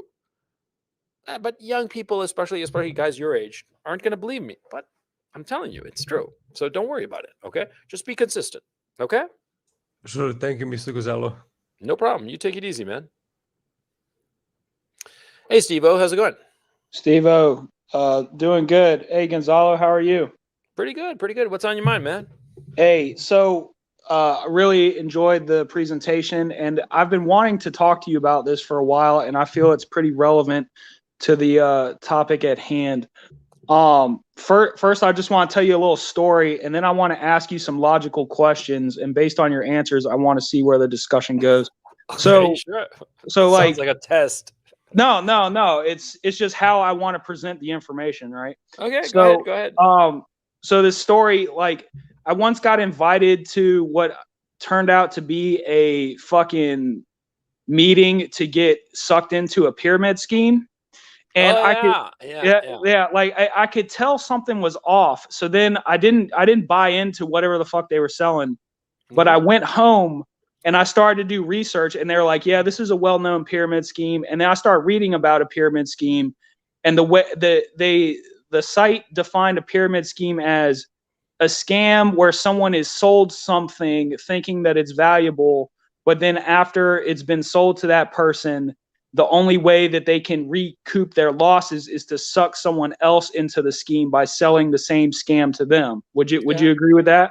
yeah, more or less like Avon makeup. That's pretty typical kind of Yeah. scam. Yeah. So that's the story from my personal life. Here's a series of logical questions. So a people people buy stock to own a portion of a company so that they share in the profits of that company. Would you agree? Yeah, that's the basic idea originally. Yeah, It's become speculative mania at this point, but yeah, sure. originally that's the idea.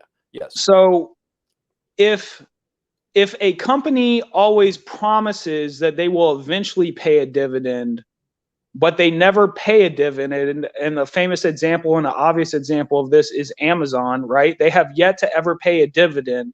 And they say, oh, well, we're just going to keep gaining more market share and eventually we'll become very profitable and all our shareholders will be rewarded with the Well, no, profit sharing. I do believe that they've a couple of times paid off some dividends. Okay. I think. Well, Okay, but I've just, it's like far and far between. I mean, few and okay. far between. Yeah. So I just Googled it and it said that they've yet to pay a dividend. I don't know how accurate that information is, but let's just say for the Let's just say purpose that of, it's true. yeah. Let's just say that they never had. Yeah. So Yeah. what's your question on that? So then the question becomes, if a company always promises to pay a dividend, but they never actually pay a dividend, isn't their entire stock then just a giant pyramid scheme? Yeah. Yeah. Technically, yes. Yeah, because I've ran this by other people who I thought were, pretty financially smart, and they're like, no, it's not a pyramid scheme because the price of the stock goes up, so you can buy the stock for 500 and then sell it for 1500. And I'm like, Yeah, but yeah, but that's speculation. That's not investing. Okay, because what's going on, of course, is that see the company is growing in market share, and that makes it more valuable. It's acquiring more and more market share of the of just about every market. Amazon is becoming Amazon, right? And so, yeah, they are becoming bigger, and therefore, if you own a share, one share, I don't know how many shares they have outstanding off the top of my head, but let's suppose that they have a billion shares. I'm just making it up. And so, one share means that you own a billionth of that company, right? And back in the day, it was, it was a small company, and now it's a lot bigger, and so the share has gone up in value. You can measure it to that growth. Yeah, sure, but you've become wealthier not because of the profitability of the company, but because of the increase in value in the share. That's yes, speculation. but Yeah. if you never receive a dividend, if you never receive a portion of the profits of that company, that means the only tangible thing that you have to make money off of holding that share Yeah. is then to sell it to someone else. And then Yes. someone else would only buy it thinking that, With the hey, expectation that it'll go up in value. Yes. or Yeah. or with no, with the expectation that I'm going to share in the profits of this company. But if that company never pays the dividend, the last person to buy it is the last person at the bottom of the fucking pyramid scheme, and they're the people that get screwed over. Like, you see No, what I'm because what's saying? happening is that at this point in time, everybody's aware that Amazon either doesn't pay dividend or is extremely reluctant to pay a dividend. And somebody in chat, it would be great if somebody could answer whether they actually have or have not paid out any dividend. That would be great. But anyway, yeah, but okay. I mean, yes, you'd be correct in saying that it's like a pyramid scheme. But the issue then becomes, so what? I mean, what valuable bit of information do you come up with based on that? Well, That it's similar to a pyramid scheme? Because here's the issue. See, if you buy a share in Amazon, you do have a piece of the Amazon company, and that company actually has value. In a straight up pyramid scheme where you have to sell some stupid product like Avon makeup or whatever the fuck, right? You don't have anything. Okay. So in a certain sense, it is like a pyramid scheme, but you do own something tangible, which is a piece of Amazon, however many, whatever percentage of the Amazon as a whole. And Amazon has warehouses, it has worker contracts, it has vehicles, it has infrastructure, it has all kinds of shit that has tangible value. Okay. And so, for you to say it's a pyramid scheme, well, on a technical level, you're right, because there's no expectation of earning a profit from the dividend. There's the expectation of profitability by finding, quote unquote, the bigger fool. That is the next guy who would pay for the share that you currently own, right? I mean, that's the notion of how you would make money. But you see, the company in and of itself does have something tangible, whereas with a straight up Ponzi scheme, there's nothing of value. Okay? So if you're saying, well, okay, I can expect to never get paid a dividend or share in the profits of this company, but I own a small slice of this company, and this small slice represents vehicles and forklifts and whatever else tangible. Well, you can't actually convert that into cash other Sure than you selling it to the next person, unless that company goes belly up and they have to liquidate or distribute all their assets among the shareholders, right? Yeah, but the whole notion of the value of a company is that liquidation after you've cleared out all of the liabilities. By the way, I would argue that Bitcoin is a lot more of a Ponzi scheme than Amazon, because Bitcoin, there really is no tangible asset. Yeah. Okay. So Yeah, Bitcoin and all cryptos and even NFTs, because NFTs, come on, they're just bullshit, right? So that is a hell of a lot more of a Ponzi scheme than Amazon share price. And there's something else. See, when you apply a categorization like, oh, it's a Ponzi scheme, or any other categorization in anything, it could be positive or negative. What is always important is to ask yourself, what does this characterization give me in terms of insight into whatever I'm calling it that? Okay.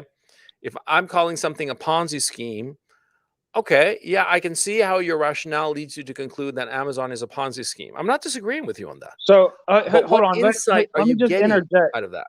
Let me just interject. Like, I think you're getting hung up because I cited Amazon as an example. I'm just saying any company in general, if they never pay a dividend and you buy their stock, the only way you're going to get your money back and maybe make a profit is by selling that same piece to someone else. And the only reason someone else would buy it would be because they want to share in the profits of the company, or they think that they could pass it off to someone else. And therefore, that fundamentally, to me, forget about the example of Amazon, that fundamentally sounds very close to the definition of a pyramid scheme, where you trick someone into buying something, and the only way they recoup their money is by selling it to the next sucker.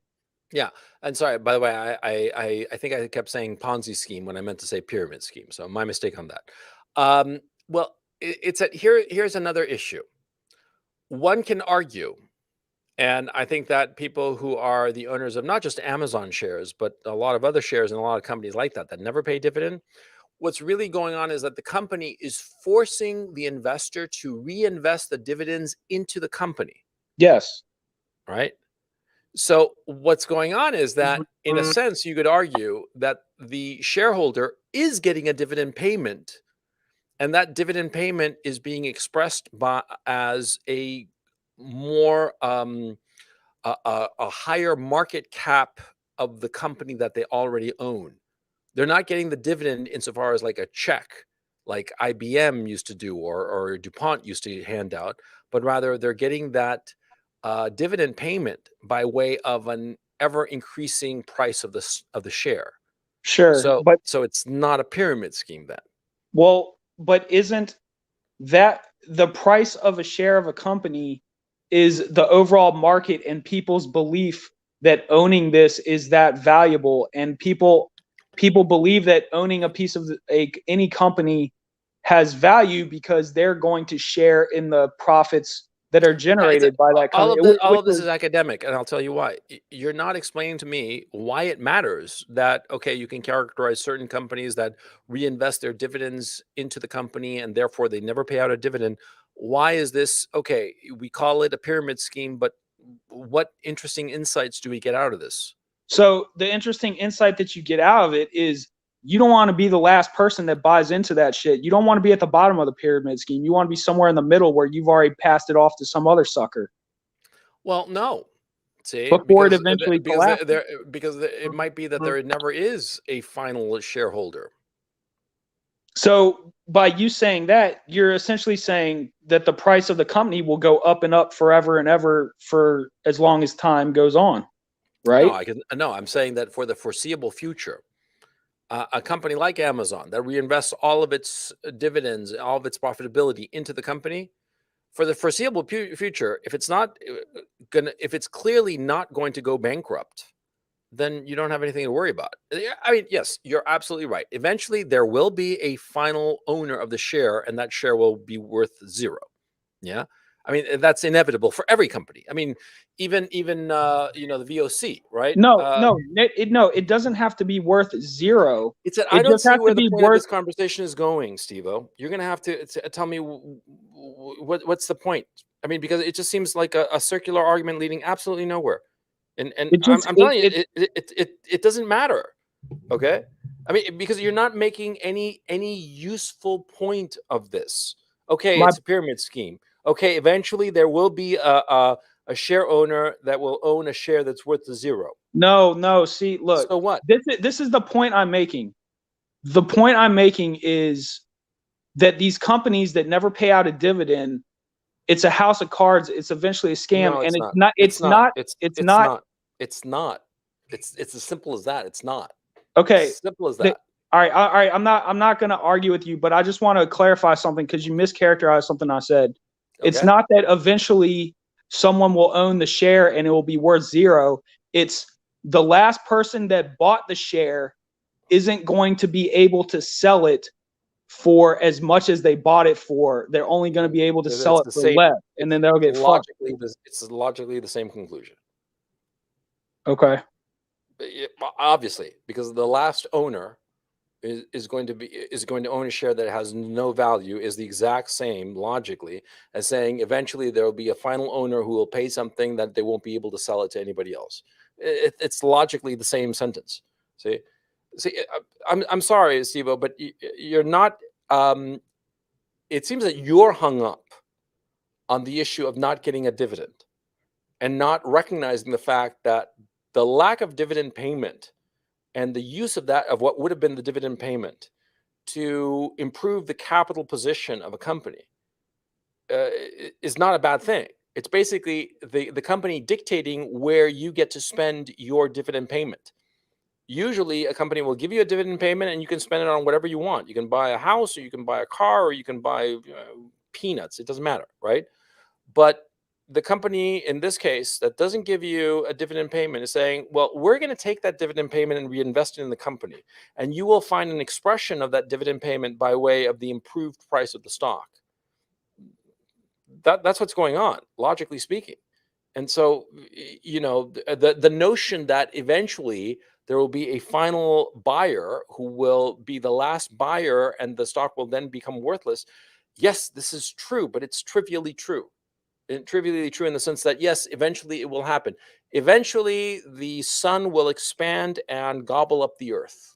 this is true, but again, it's trivially true because it will happen on such a time frame that for all intents and purposes, as far as we're concerned, it doesn't really matter. You see? And so you have to understand what actually matters and that which is trivially true. To characterize companies that reinvest dividends as pyramid schemes, it's trivially true, but it doesn't add any insight. Okay. So anyway, Steve, great talking to you, and you take care now. Thanks. Yeah. Brian, how's it going? Can you hear me clearly? Yeah, I hear you fine. What's up? I got a bunch of questions all over the place, so I guess Sure. I'll start with the first one. What are your thoughts on protein subunit vaccinations? On what? Protein subunit? What is that? The Novavax? Yeah, I heard of it, and I understand that it's a attenuated virus. It's not an mRNA virus, but other than that, I don't really know. Okay. Well, I guess I was gonna ask a lot more about that, but it's fine if you don't know anything about it. Okay, sorry, no, it's not Dr. Red Pill. Sorry. It's fine. Second question. I know this is completely out of. My questions are very different from each other. Sure, don't what would worry you- about it. It's for more your fun, first- actually. For your first dose of psilocybin, I'm gonna try. Sure. Yeah, my first trip. What would you recommend as like the first dosage? I don't know, and you can find a lot better information online. But I would err on the side of caution the first time at bat. Yeah, I would err on the side of caution. So yeah, I mean, I don't, because I bought a little box, okay, in Amsterdam, and so I was told at the head shop, just eat the box and you'll be fine. Okay, and I did, and I was okay, but I know that there are different measurements depending on how dried out the mushrooms are and all the rest of it. So you should really consult it. I can't give an opinion about that would be of any use to you, other than to say, err on the side of caution on your first trip. Because on your first trip, if you've never done any kind of psychedelic, it's better to be like suborbital rather than do like a blast off, round the world kind of trip, and I think of it like the space program, right? When they shot off the first rockets, it was really just like they were like shooting it and just coming right down. It was an arc. It didn't even do a full orbit, right? You wanna err on the side of caution, and because it's going to be a surprise. You're going to be like, holy shit, The second time you'll be prepared, and so of course the second time you can up your dose, and that's what I did on the trips that I took. I kept upping my dose. Because with experience, I felt that I could handle it. But I always up my dose incrementally, not in just giant leaps. Okay, you see what I'm saying? So yeah, that's my suggestion. Would it also be a good idea? A friend has offered to, a person who I trust has offered to be a trip sitter for me. Yeah. Okay. Well, that's your personal. I mean, I'm not saying do it with a trip sitter, and I'm not saying don't do it with a trip sitter. I personally, because of my personality, I would not do it with a trip sitter, because my personality, I just be irritated and unnerved and self-conscious with a trip sitter. Whereas other people feel that they'd get comfort and they'd feel calm and secure with a trip sitter. You see? Yeah. And so it's just two approaches to the same problem. And I can understand why people want to do it with a trip sitter. I've got no beef at all with them. I mean, my thinking is that you should do a trip in conditions, whether with a sitter or not, or on your own or wherever, where you feel confident. It's irrelevant what you think it should be. It's what you actually feel. The whole point is to explore truth about yourself and understand yourself better. That's the whole point of the psychedelic experience. And so the idea of fooling yourself, either doing it with a trip sitter or without it because you think of some, outside exogenous issue that you think makes you look good or bad for doing it this way or that way. No, I'd skip all that. I do that which makes me feel comfortable and secure. You see what I'm saying? Yeah. Okay. Like I'm going to be doing it in an environment that I'm familiar with, so that way I don't tweak out as much. Yeah, exactly. and also no distractions, and no possibility of anybody coming to your door and knocking your door or any call or anything like that. And insofar as phones and computers and all that, turn all that shit off. And also, I've said it before and I'll say it again. Like, I personally like Hang Massive as the best music to listen to while I'm tripping. Hang Massive, it's HANG, hang as in hanging, right? Hang Massive. They do these pan drums that I really, really like, and it's very soothing music and very, yeah. I would recommend that, but that's just a personal taste thing. But I would make sure that I'm going to have at least 9 hours and preferably 12 where absolutely nobody is going to pop in and I have to be sober or act in any kind of rational way. You see what I'm saying? Yeah. Yes, sir. I'm sorry if I'm sounding like a robot whenever I'm asking these questions. No, but, no, not at all. You're looking at your notes. That's perfectly fine. Just relax about it. Yeah. Go ahead. What's your next one? Final question. In terms of a long-term relationship, is it better to like use, I guess, pick up and like dating apps and stuff like that, or is it better to just use existing social circles? Both. Both? Sure. I mean, why does it have to be either or? I don't know. I just figured I'd establish some kind of dichotomy. Why? I don't know. The That's more just the my way of thinking. merrier. Yeah, the more the merrier, I mean, because they use different muscles insofar as your brain and your social ability, but the idea of doing only one way or only another, why? I I just mean, figured it'd probably be better to focus on one or the other. can you walk and chew gum at the same time? I guess I can. Then there you go. Yeah. I mean, no, really. I mean, I'm not trying to be facetious or put you down in any way, but I'm telling you, yeah, of course, you don't limit yourself. I mean, it doesn't go just for dating; it goes for everything. Okay, a lot of times we find ourselves thinking, "Oh, it has to be either or," but always be thinking, "Why can't it be both?" In anything, okay, in anything.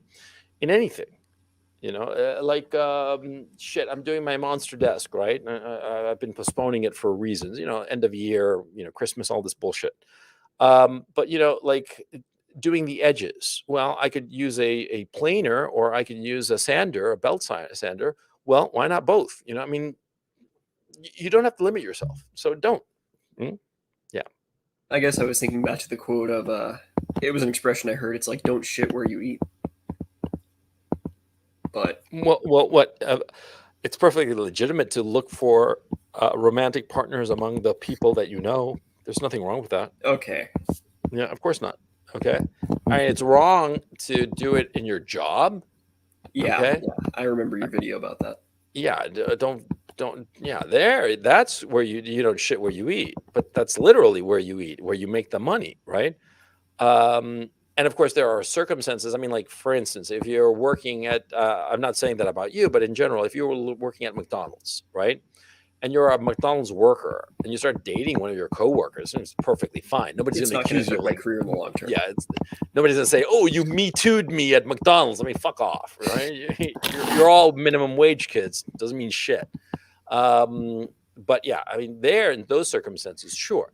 But and those professional circumstances, like for instance, you work at the legal department of some company and you work with some outside attorney, and through that you meet some lawyer working at some outside firm. And yeah, you could date that, date in those circumstances rather. But just the work environment, just err on the side of caution for obvious reasons, because In you a can get professional environment, have a couple layers of separation. yeah, exactly. Okay. And always, it happens that if it's in a professional situation, if it's at the horizontal level, then you'll be fine. Okay. Right. It's the up and down part. Okay. And don't allow yourself to be in a position where the woman is above you, because then she's just gonna fuck you over and then claim rape. Okay. So just no, that doesn't seem like a smart move. But if it's like on the same level, yeah, no problem. Anything else, man? All right, that's all the questions I have. I really Okay. appreciate your answers. No problem, man. It's been great talking to you. You take it easy, Brian, okay? Hey, Watcher, how's it going? Hey, Coach. Long time. Yeah, how have you been, man? It's been very interesting. Wow. The question that I wanted to pop to you was, I totally dig what you're saying that corporations are a good invention, of our times. But so in the area where I live, so I've had to, well, I got fired from Amazon, and there are a bunch of wokesters there anyway. I mean, I didn't get fired because I got political. They cut the routes, and they let a whole bunch of people go. So I wanted to report that although I was in like the wokiest place on earth, I was a good silent red pill man, and I was just like, hi, how are you? I'll just take my keys now and I'll just drive. Yeah.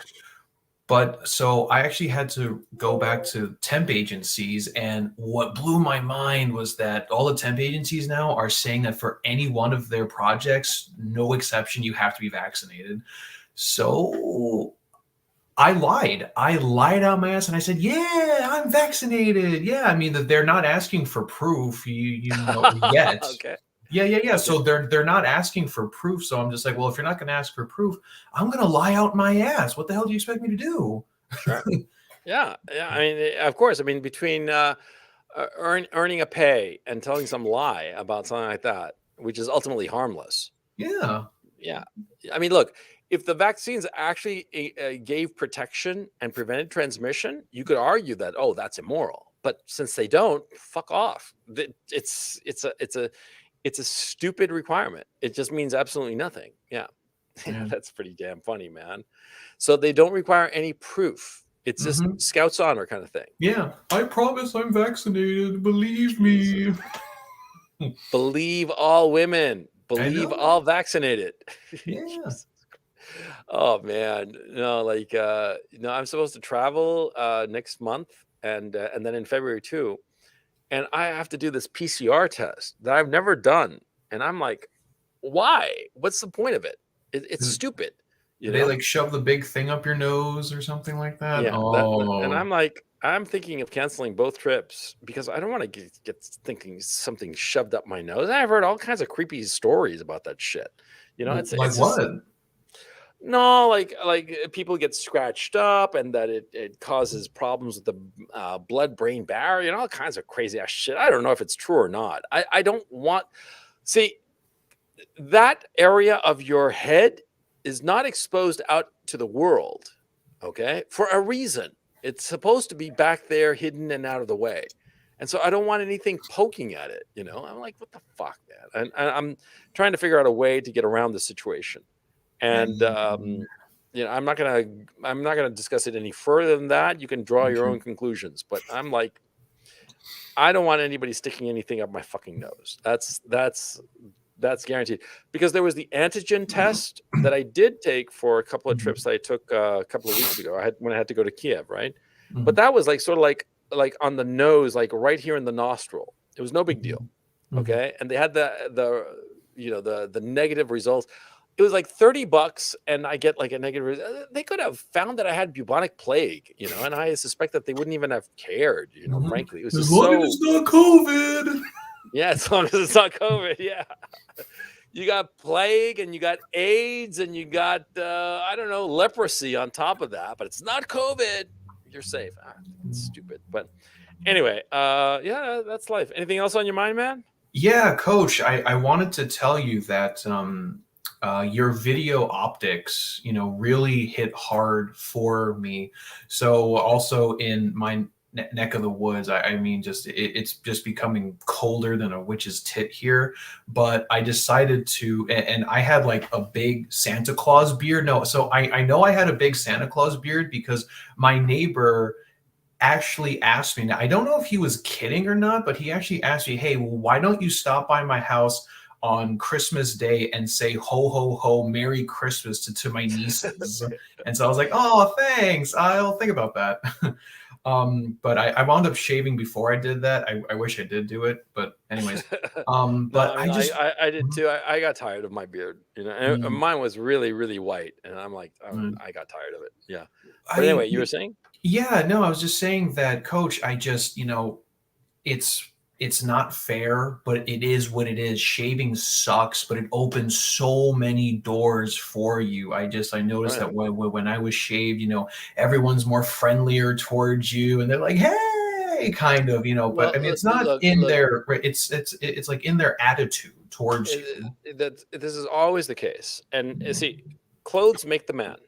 Okay, Mhm. number one, if you've got nice clothes and you're well groomed, and when I get back to doing free videos, this is one of the first ones I'm going to do. I'm going to put on like my nice suit with a nice haircut and the whole 9 yards, and yeah, I'm a completely different guy.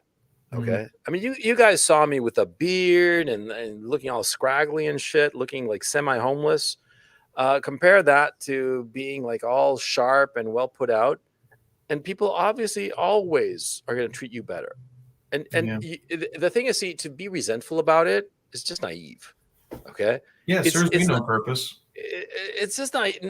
But it's just silly, and a lot of guys do feel very resentful. A lot of guys go out of their way to look really shitty. Why? What's the purpose of that? What is to be Yeah. gained by that? Okay, it's annoying to have to shave, because Mhm. it is a mild annoyance, but it's not like, I don't know, like sticking a thing up your nose. It's a lot less than that. It's a trivial cost, but the benefits are so great that to not do it is silly. And Yeah. so I've never quite understood the whole notion of like, oh, I hate looking good and I hate like having to put on nice clothes and be all well groomed with a nice haircut. That's evil patriarchy or matriarchy or whatever the fuck. Nah, it's just dumb. And yes, Mhm. people are superficial. They Mhm. are. Okay. Yeah. And so you can either bitch about it or work with it. Yeah. And if you work with it, you get a lot of benefits out of it. So work with it. That's my Yeah. thinking. I mean, I know that it's not your situation, but I'm just saying it for the benefit of all who are listening, right? And so yeah. And Well, before I go, there's this person, Joan Kameny, who's on, but your device is not connected. So I'd be happy to have you on, but you have to reconnect or do something because it just says that your device is not connected. that's So weird. yeah. Anyway, Well, watch her. Anything else on your mind? well, yeah, Coach. I was gonna say, you're familiar with the Lolita story, right? And the Yeah, two sure. movies. Yeah. So I saw both versions of the film, both the Kubrick version and the other version. I forgot Yeah, his name, but and Jonathan Lynn, yeah, Jonathan Line, Jonathan yeah, Light. Yeah. yeah. And so the newer one is so much more crazier than the Kubrick one. I really think that if Kubrick could have made it like that kind of movie, he totally would have. Oh yeah. Oh yeah. Well, But the two problems with both of them was that, see, both girls, they look more like women than girls. See, and that was when Kubrick made his version. They didn't let him get a girl who looked like a child, mm, because in the book it's very clear. oh yeah, Lolita she's 12 Dolores, years old, baby. yeah, but she looks like a girl. Okay. Wow. And Yikes. and yeah, it's creepy. Well, that's the whole point of it. Okay, it's a Right. creepy. It's a book about a fucking pedophile, right? Yeah. And pedophilia is becoming completely normalized, which is creepy as Yeah, fuck. maps. It's becoming normalized among the whole gay movement and the transgender movement. Well, With they've Desmond is been amazing and predatory all that shit. pedophiles ever since the beginning because that's how they get new people into their cult of degeneracy. They start really young, the Yeah, it's fucking just nasty people. They should all die. yeah, it's horrifying. These are children, and it's being normalized. And this Yeah. weird shit that's going on of like some adult man who claims that inside he's really like a little girl. Oh, what the fuck you talking about? You fucking creep. You're a fucking grown man, and you're claiming that inside you're really just like a little 8-year-old girl. What the fuck, man? I mean, all kinds Yiker of craziness is doodles. going. Dude, this Yeah. is like end of the world shit. But by the way, Yeah. I am for those of you who hang on a second, let me just find this real quick. Okay, I don't have it real quick. I've been getting into the solar shit of solar catastrophism shit, which is really, really Never heard of fucking, it. dude. It's like really fucking with my head because it's all kinds of fascinating. Hang on, let me just find it real quick. Okay, it's a channel called. I'll tell you guys right now. Oh shit, where the fuck did the fucking moron? You said solar No, it's no, catastrophism. yeah, suspicious observer. Suspicious. Suspicious observers. Okay, it's a channel that has something like, I can't quite see it here, something like 500,000 subscribers, something like that. Okay, suspicious observers, and you should see the playlist. The playlist is called Earth Catastrophe Cycle. Earth catastrophe. Yeah, and I'm telling you, all of you guys in the chat who are following this shit. This shit is all kinds of fucked up. It's really, really fucking interesting. And yeah, you should go check it out. Suspicious Observers. Nice. Because I'm reaching out to this guy, and I'm going to see if I can get him on to do a live stream, because this fucker is like all kinds of smart, and he might be onto something. Yeah, so I'm kind of like yeah, I'm definitely going to try to have him on. I sent him an email asking for an interview request. I firmly, I just checking my email just now. Suspicious Observers.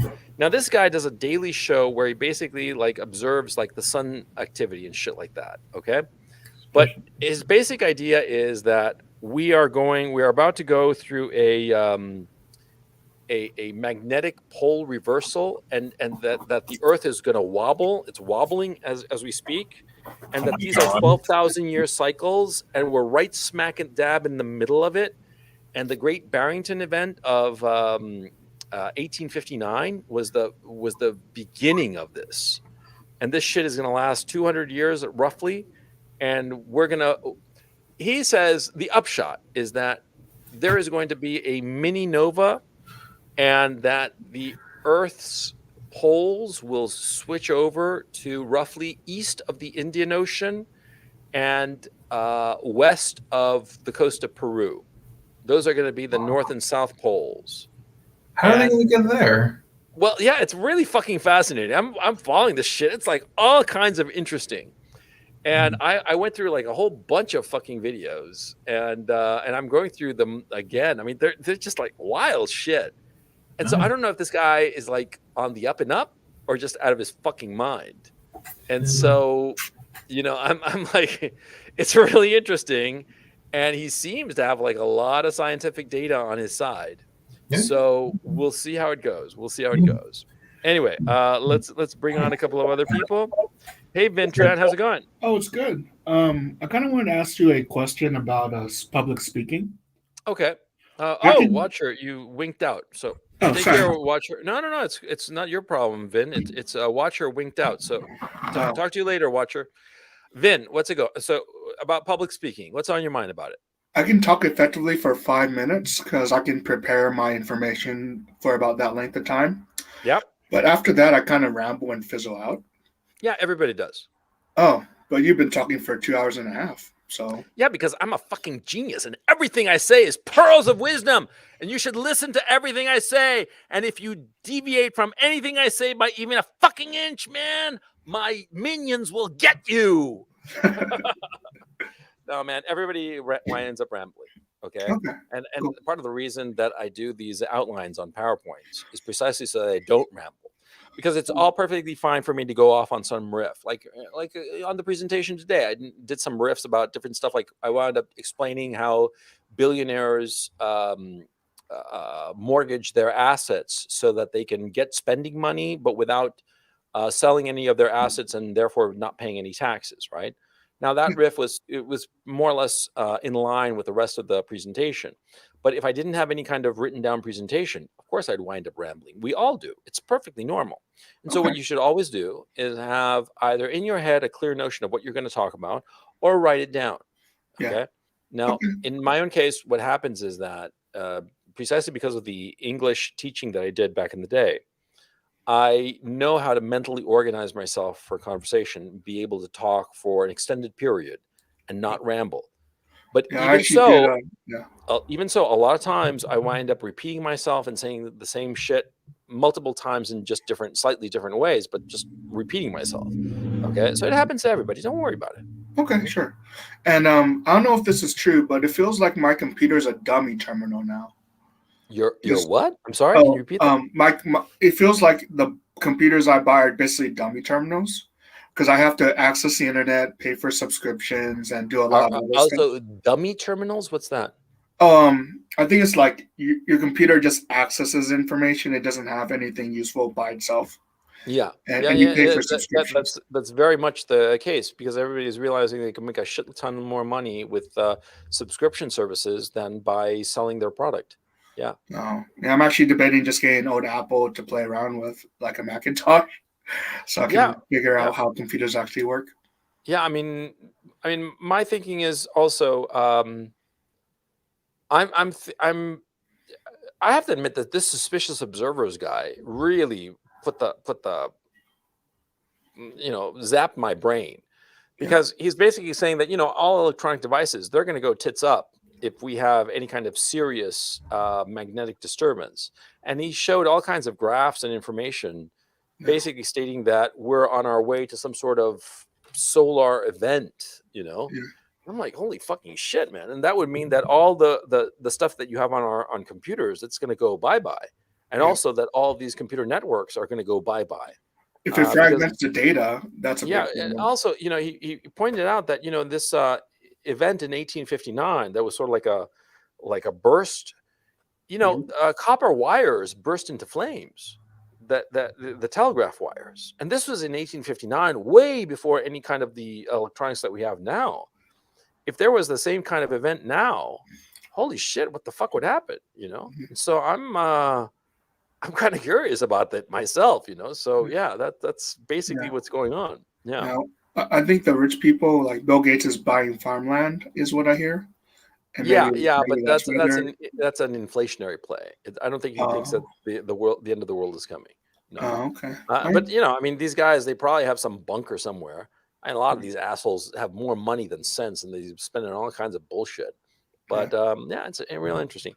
Anyway, anything else on your mind, Trent? It's a longer discussion, but I think more about stock markets and how short term.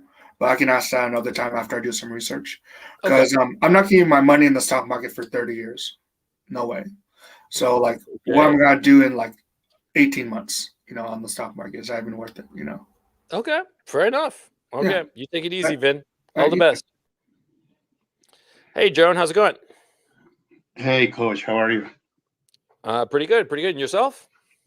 Good, thanks. Hey, I got a question. Do you have any advice for people that are trapped in these very Fortune 500 companies that are very woke and they just stuff all this wokeness up down your throat and you're just sick and tired of it? Not really, except telling them to fuck off. In a realistic sense, especially, look, if you need a job, you're fucked. It's as simple as that.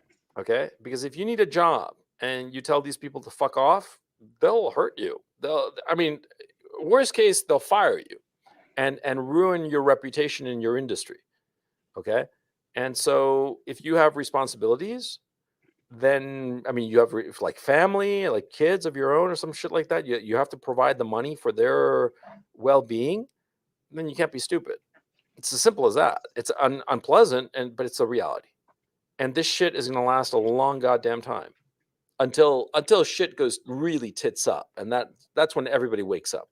Look, see, this kind of mania and bullshit, it lasts until things get really, really ugly. And then everybody sort of all of a sudden wakes up and just says, fuck off to this bullshit. Okay. But that moment of awakening can take a long goddamn time. You got to think of the Salem witch hunts, right? And what we're seeing today, now you understand how so many of these very innocent women were burned at the stake during the Salem witch hunts, because people get into this manic phase of stupidity, and it's real fucking hard to break them out of it. And this woke bullshit, same fucking thing. And so if you have responsibilities, be smart. Be smart and understand that you're going to have to suck it up. Okay? If you don't have responsibilities or you really don't need the job, you have some other way to support yourself, then just tell them to fuck off. Just tell them to fuck off. Okay? And what happens also is that, see, have you ever played a video game to lose? No. Well, why don't you try it? Because sometimes you'll notice that when you play to lose, it's actually hard to lose. Okay? It's actually kind of surprising. It's an eye-opening experience. For various reasons, I play backgammon on my phone. Okay? And for various reasons, when you're playing backgammon, sometimes it's smart to actually lose a game. Okay? Because you can get a greater advantage later. It's not important why this is the case, but it is. Okay. And so what happens is that sometimes on some games, not every game, of course, but every once in a while, I guess maybe every 7th or 8th game, it's to my benefit to lose because later I can play again and beat the computer, but with greater effects on my net score. And so what happens is that when I get to these matches where it's smarter for me to lose, I do really stupid moves and really outrageous moves and take big chances. And sometimes I win. Okay. In fact, lots of times I do win. And it's provided me with this insight that a lot of times when you have these woke people and you tell them to fuck off and that you're not going to put up with their shit and that, you're doing your job and that it doesn't affect them. And so why are they hassling you with this bullshit that you think is garbage? They back off. Okay. They back off and they're like, okay, because they can't handle it. Because what happens is you got to understand with bullies, and they're bullies. These people are fucking bullies. If you hit back, they back off. Lots of times, not every time. But it depends on how strong you are. And frankly, it depends how much you need the job. Because if you really need the job, then you're kind of fucked because they'll know it. But if you don't need the job, you can find another source of income. Then you can hit them back as hard as you want. I mean, not physically, of course. I mean, like verbally in terms of telling them to fuck off and whatnot. You can hit them as hard as you want. And if you know for a fact that you don't need it, then these bullies will back down. Okay. But that's your call. You got to figure out your priorities and if you could make it without this job. Okay. And if you can't, well, you just have to suck it up. Simple as that. Good. All right. Thank you. That's no problem, man. Anything else on your mind, man? Well, just really quick, switching to movies and The Godfather versus the movie and the book. When you read the book, actually, there's this character in the book that arranges for his wife to be divorced but not marry anybody else. That's pretty interesting how he does it. Yeah, the Johnny Fontaine character. Yeah, I remember that. That's good. Yeah, the singer. So how do you, in reality, like let's say that you're pulling that, how do you go about that? I mean, I don't think. Yeah, in the book, what happens is Johnny Fontaine, who's the singer, right? He's married to his high school sweetheart, and they get divorced, and they have 2 daughters. And he is very jealous of anybody who would replace him as the father to the 2 girls. It's Right. not so much that he has a problem with the wife having like a boyfriend. He doesn't want the wife to get married and have like a stepfather to his daughters. So that's the situation. Now, how you do that, I don't know. It would depend on each person because, like in the book, what happened was that the woman, the character, the ex-wife, she was a very Catholic girl, didn't sleep around or anything like that. And so she just naturally never got remarried and never had like a boyfriend. And so there was no problem there. And so, it depends. And also this was written in the late 60s and it was set in the late 40s. And at that time, divorce law was a lot different than what it is today. So, yeah, I don't know how that played out. Cool. Did you find many mistakes in the plot of The Godfather in the book, like how all these timelines when the Dawn is shot, and then by the time that Well, it doesn't Sonny matter. got I mean, okay, all these mistakes, or timeline issues, they don't detract from the story. It's a very good story, and so I mean, like, you always have to see. There are some plot holes that are so big that you're like, hey, this is absurd, right? But when it's like little timeline issues like that, that's nitpicking. That's my thinking. I don't have a problem with it. Yeah. Anything else, Joan? no, thank you, Coach. Have a You take good it easy, man. Okay. one. Bye. Bye bye. Hey, Alan, how's it going? Hello?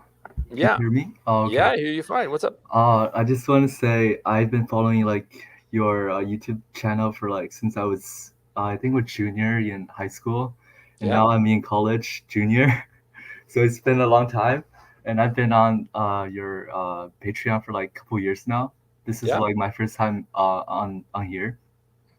I'm Really glad. enjoyed it. Yeah, I'm super glad. Thank you very much. I really appreciate it, Alan. I mean, that's really kind of you to say. I'm so glad that my content has helped you out, man. I appreciate it. Yeah, so I just have like one major question. Sure.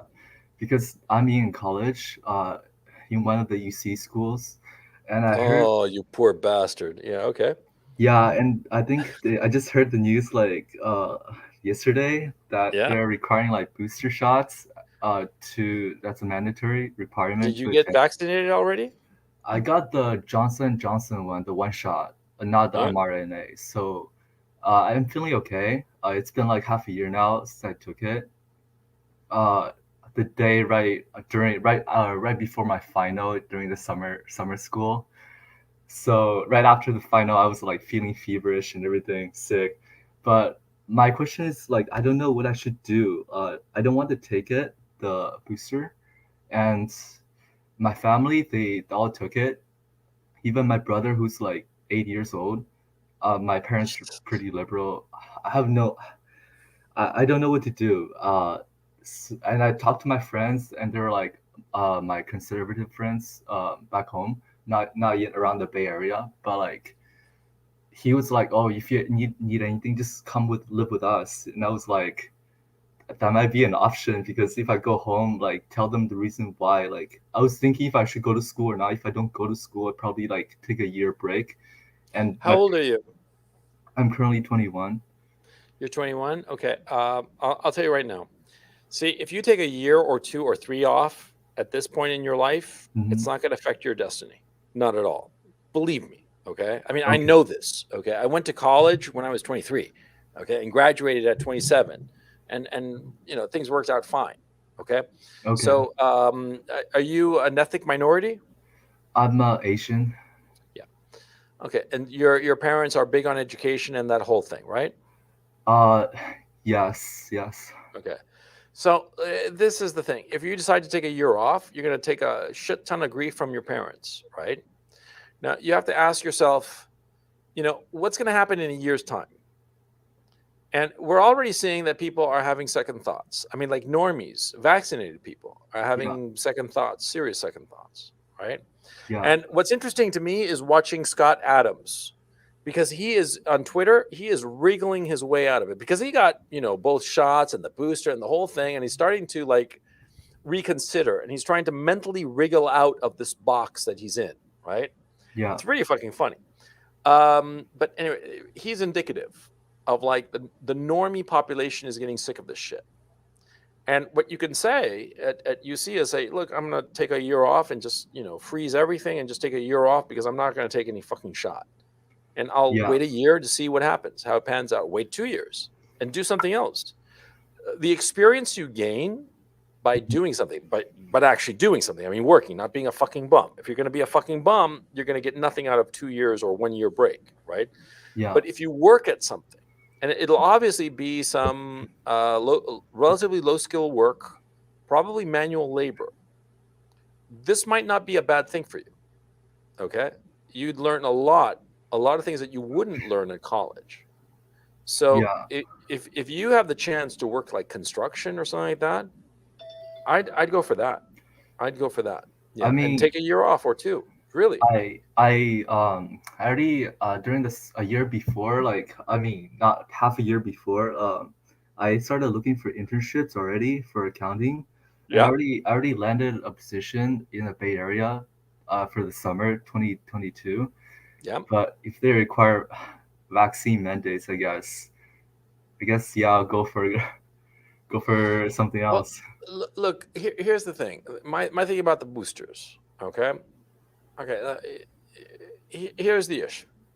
Why do we need boosters? Oh, well, to get more protection. But like, when you take your smallpox vaccine, they don't tell you to take more boosters or shit like that. So this means that the vaccines, they don't work. Because if they did work, there'd be no need for boosters. I mean, there's no vaccine of like polio, smallpox, rubella, measles, mumps. None of them require a booster shot.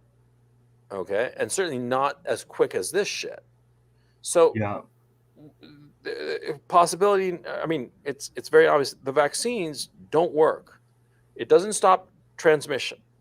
It doesn't prevent infection. At best, maybe it reduces hospitalization, but insofar as deaths are concerned, they're the same. And that's from the Pfizer study. Okay.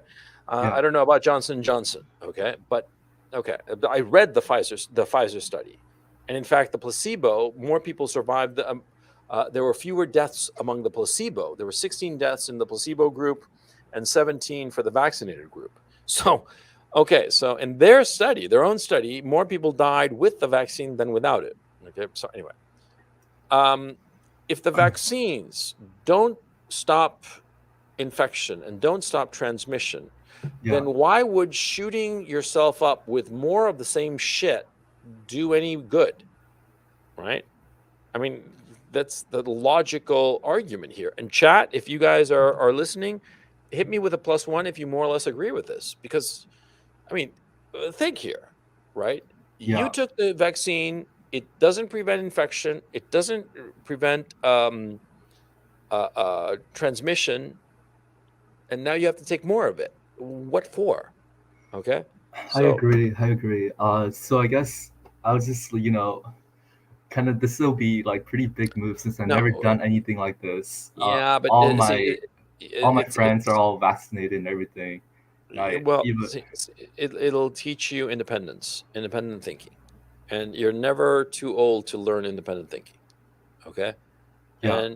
And what happens is that you have to keep in mind that for every action that you take, there are consequences. And a lot of people are going to be really pissed off at you, especially your family, especially because they're going to say, well, what are you doing with your life? You're throwing your life away, blah, blah. And they're going to get angry with you. And they're going to yell at you and say all kinds of horrible things. Okay. Yeah. Now you have to realize that that's going to happen. And you have to prepare yourself mentally. Number one, are you willing to pay that price for your independence? Or are you not willing to pay that price and figure, well, I'm not gonna put up with this shit from my parents and them cutting me off and not wanting to see me or whatever, and so I'll just take the jab. I mean, you have to make up your mind on your own because you're an adult, you're a big boy, and this is a big boy decision. And so you have to figure it out. Now, what other people would do, okay? That's what other people would do. You have to figure out the costs to you. But I will tell you something, and this is something any older guy will tell you the same thing. See, how can I put this? You don't want to live with regret, bottom line. And you got to figure out what you're going to regret more, okay? Whether antagonizing your family or doing something to your body that you don't really know the effects, because it could be that nothing happens. Yeah. And it could be that, I mean, you've seen enough videos of fucking soccer players clutching their chests, right? I mean, come on, right? So and it's pretty fucking clear that something fucking horrible is coming out of this fucking vaccine, right? Yeah, even my girlfriend, she took the booster like a couple months ago. And immediately after, like she was like stomach hurts, uterus like menstrual cycle like irregular. Just Has all it kinds of- improved? I think she's still having the problem, but I guess, yeah, she haven't told me recently, but the last time I heard it was like last week or 2 weeks ago. She was complaining about the problems to me, and I didn't want to say anything because she probably believes in this, and I don't want to, like, yeah, it's She pretty. doesn't make the connection. She doesn't make the connection between the booster shot and her irregular menstrual cycle. She doesn't make any connection, and she just says something's wrong. I keep on telling her get it checked because it could be serious, but she's Yes, like, it probably is very serious, actually. and she's like, oh no, I'm just gonna wait it out because insurance and stuff. But she just this last week she took her dog to get like did a surgery that cost like thousands of dollars, and she doesn't even check on her. She obviously doesn't know what kind of situation she's in, and yeah, it's pretty fucked. Yes, it is, man. I mean, come on. Objectively, it is very fucked now, isn't it? Yeah, so definitely try to stay away. I mean, that was like immediately after the booster shot. Like, If I right were after. you, I'd talk to your girlfriend and, gently try to get her to see the light and tell her, look, honey, I mean, I love you and I don't want to piss you off, but I mean, isn't it weird? And see how that flies, But Yeah, I've been just yesterday. I started giving her like a link to the Israel the fourth shot, and she was like, "Oh, she's just like, oh, it's whatever." She doesn't really see the connection. Like, they're trying to get you keep on taking the shots, and she doesn't really see it. Like, that's weird. That's just so bizarre. I don't get it, quite frankly. I just yeah, don't get it at all. I mean, it's not like she's not smart or anything. She's like, No, she's looking- smart. It's happening with smart people. They're yeah, fucking blind. yeah. I So I just find it just so bizarre. I just find it just weird, man. I mean, just really, really fucking weird. And well, yeah. yeah. Anything else on your mind, Alan? That's everything. Thank you Alan, so much. it was great having you on, man. I hope to see you next time. Okay, All right, thank you. Bye take bye. it easy. Hey, Italo, are you there? And Italo, you're gonna be my final conversation. What's on your mind? Oh, hi Gonzalo, how's it going? No Pretty problem. good, pretty good. What's up? Yeah, I'm doing very good. Was very interesting webinar, the last one. That was very long, but yeah, it was good to Which enjoy. one? This one or the one about me being a dictator? The dictatorship thing. Yeah, it was good. Funny to hear. And no, I just had some quick questions, Gonzalo. I'm now, I just finished college, and some people I know are trying to get an MBA, or I don't know what's the equivalent. But How old are you, and what did you graduate in? I'm 27. I graduated from business management, Uh-huh. and I'm not sure if I should start studying that because I don't plan to. I just want to get into real estate thing or make my own business. But Then do do you that. think it's really necessary? No, at this times? no. To get an MBA, no. More accreditation, more debt, more postponing your life for 2 years while you get the stupid degree. I mean, you just graduated from college now? 2 years ago. 2 years ago. Okay. Then are you making good money now in your job? Yeah, actually not working right now on my career right now. I just Mhm. took a break, from this COVID thing, and shut down a lot of job positions. So I'm working right now as a translator. But I think I will get better next year. So getting back there to my career next year. But in the meantime, I'm doing okay. Mhm. Good, okay, money. Yes, I think. So, well, my thinking is if you're planning on being a real estate agent or doing a business of your own, there's no reason whatsoever why you should postpone it for 2 years with an MBA because you don't need the MBA. The only time you need an MBA is for a corporate job. Okay. But if you don't have a corporate job, then there's no real reason to get an MBA. I know lots of guys who have gotten MBAs, but they were working for big corporations, and MBAs were like an accreditation process. They needed the stupid degree so that they could climb higher in the corporate ladder. But if you're going to have a business of your own, you don't need it. And frankly, at MBA school, you're not going to learn anything that is that valuable for starting your own business. Okay. I was thinking the same. Like, it feels very annoying to me to spend 2 more years of studying, and I know many MBAs are really quite expensive, so Yeah. I don't really. It's worth the Yeah, shot, exactly. really. Yeah, and if you do not see a direct correlation between improved income and getting a degree, don't get the degree. It's a waste of time and a waste of money. So yeah, that's my thinking. Okay.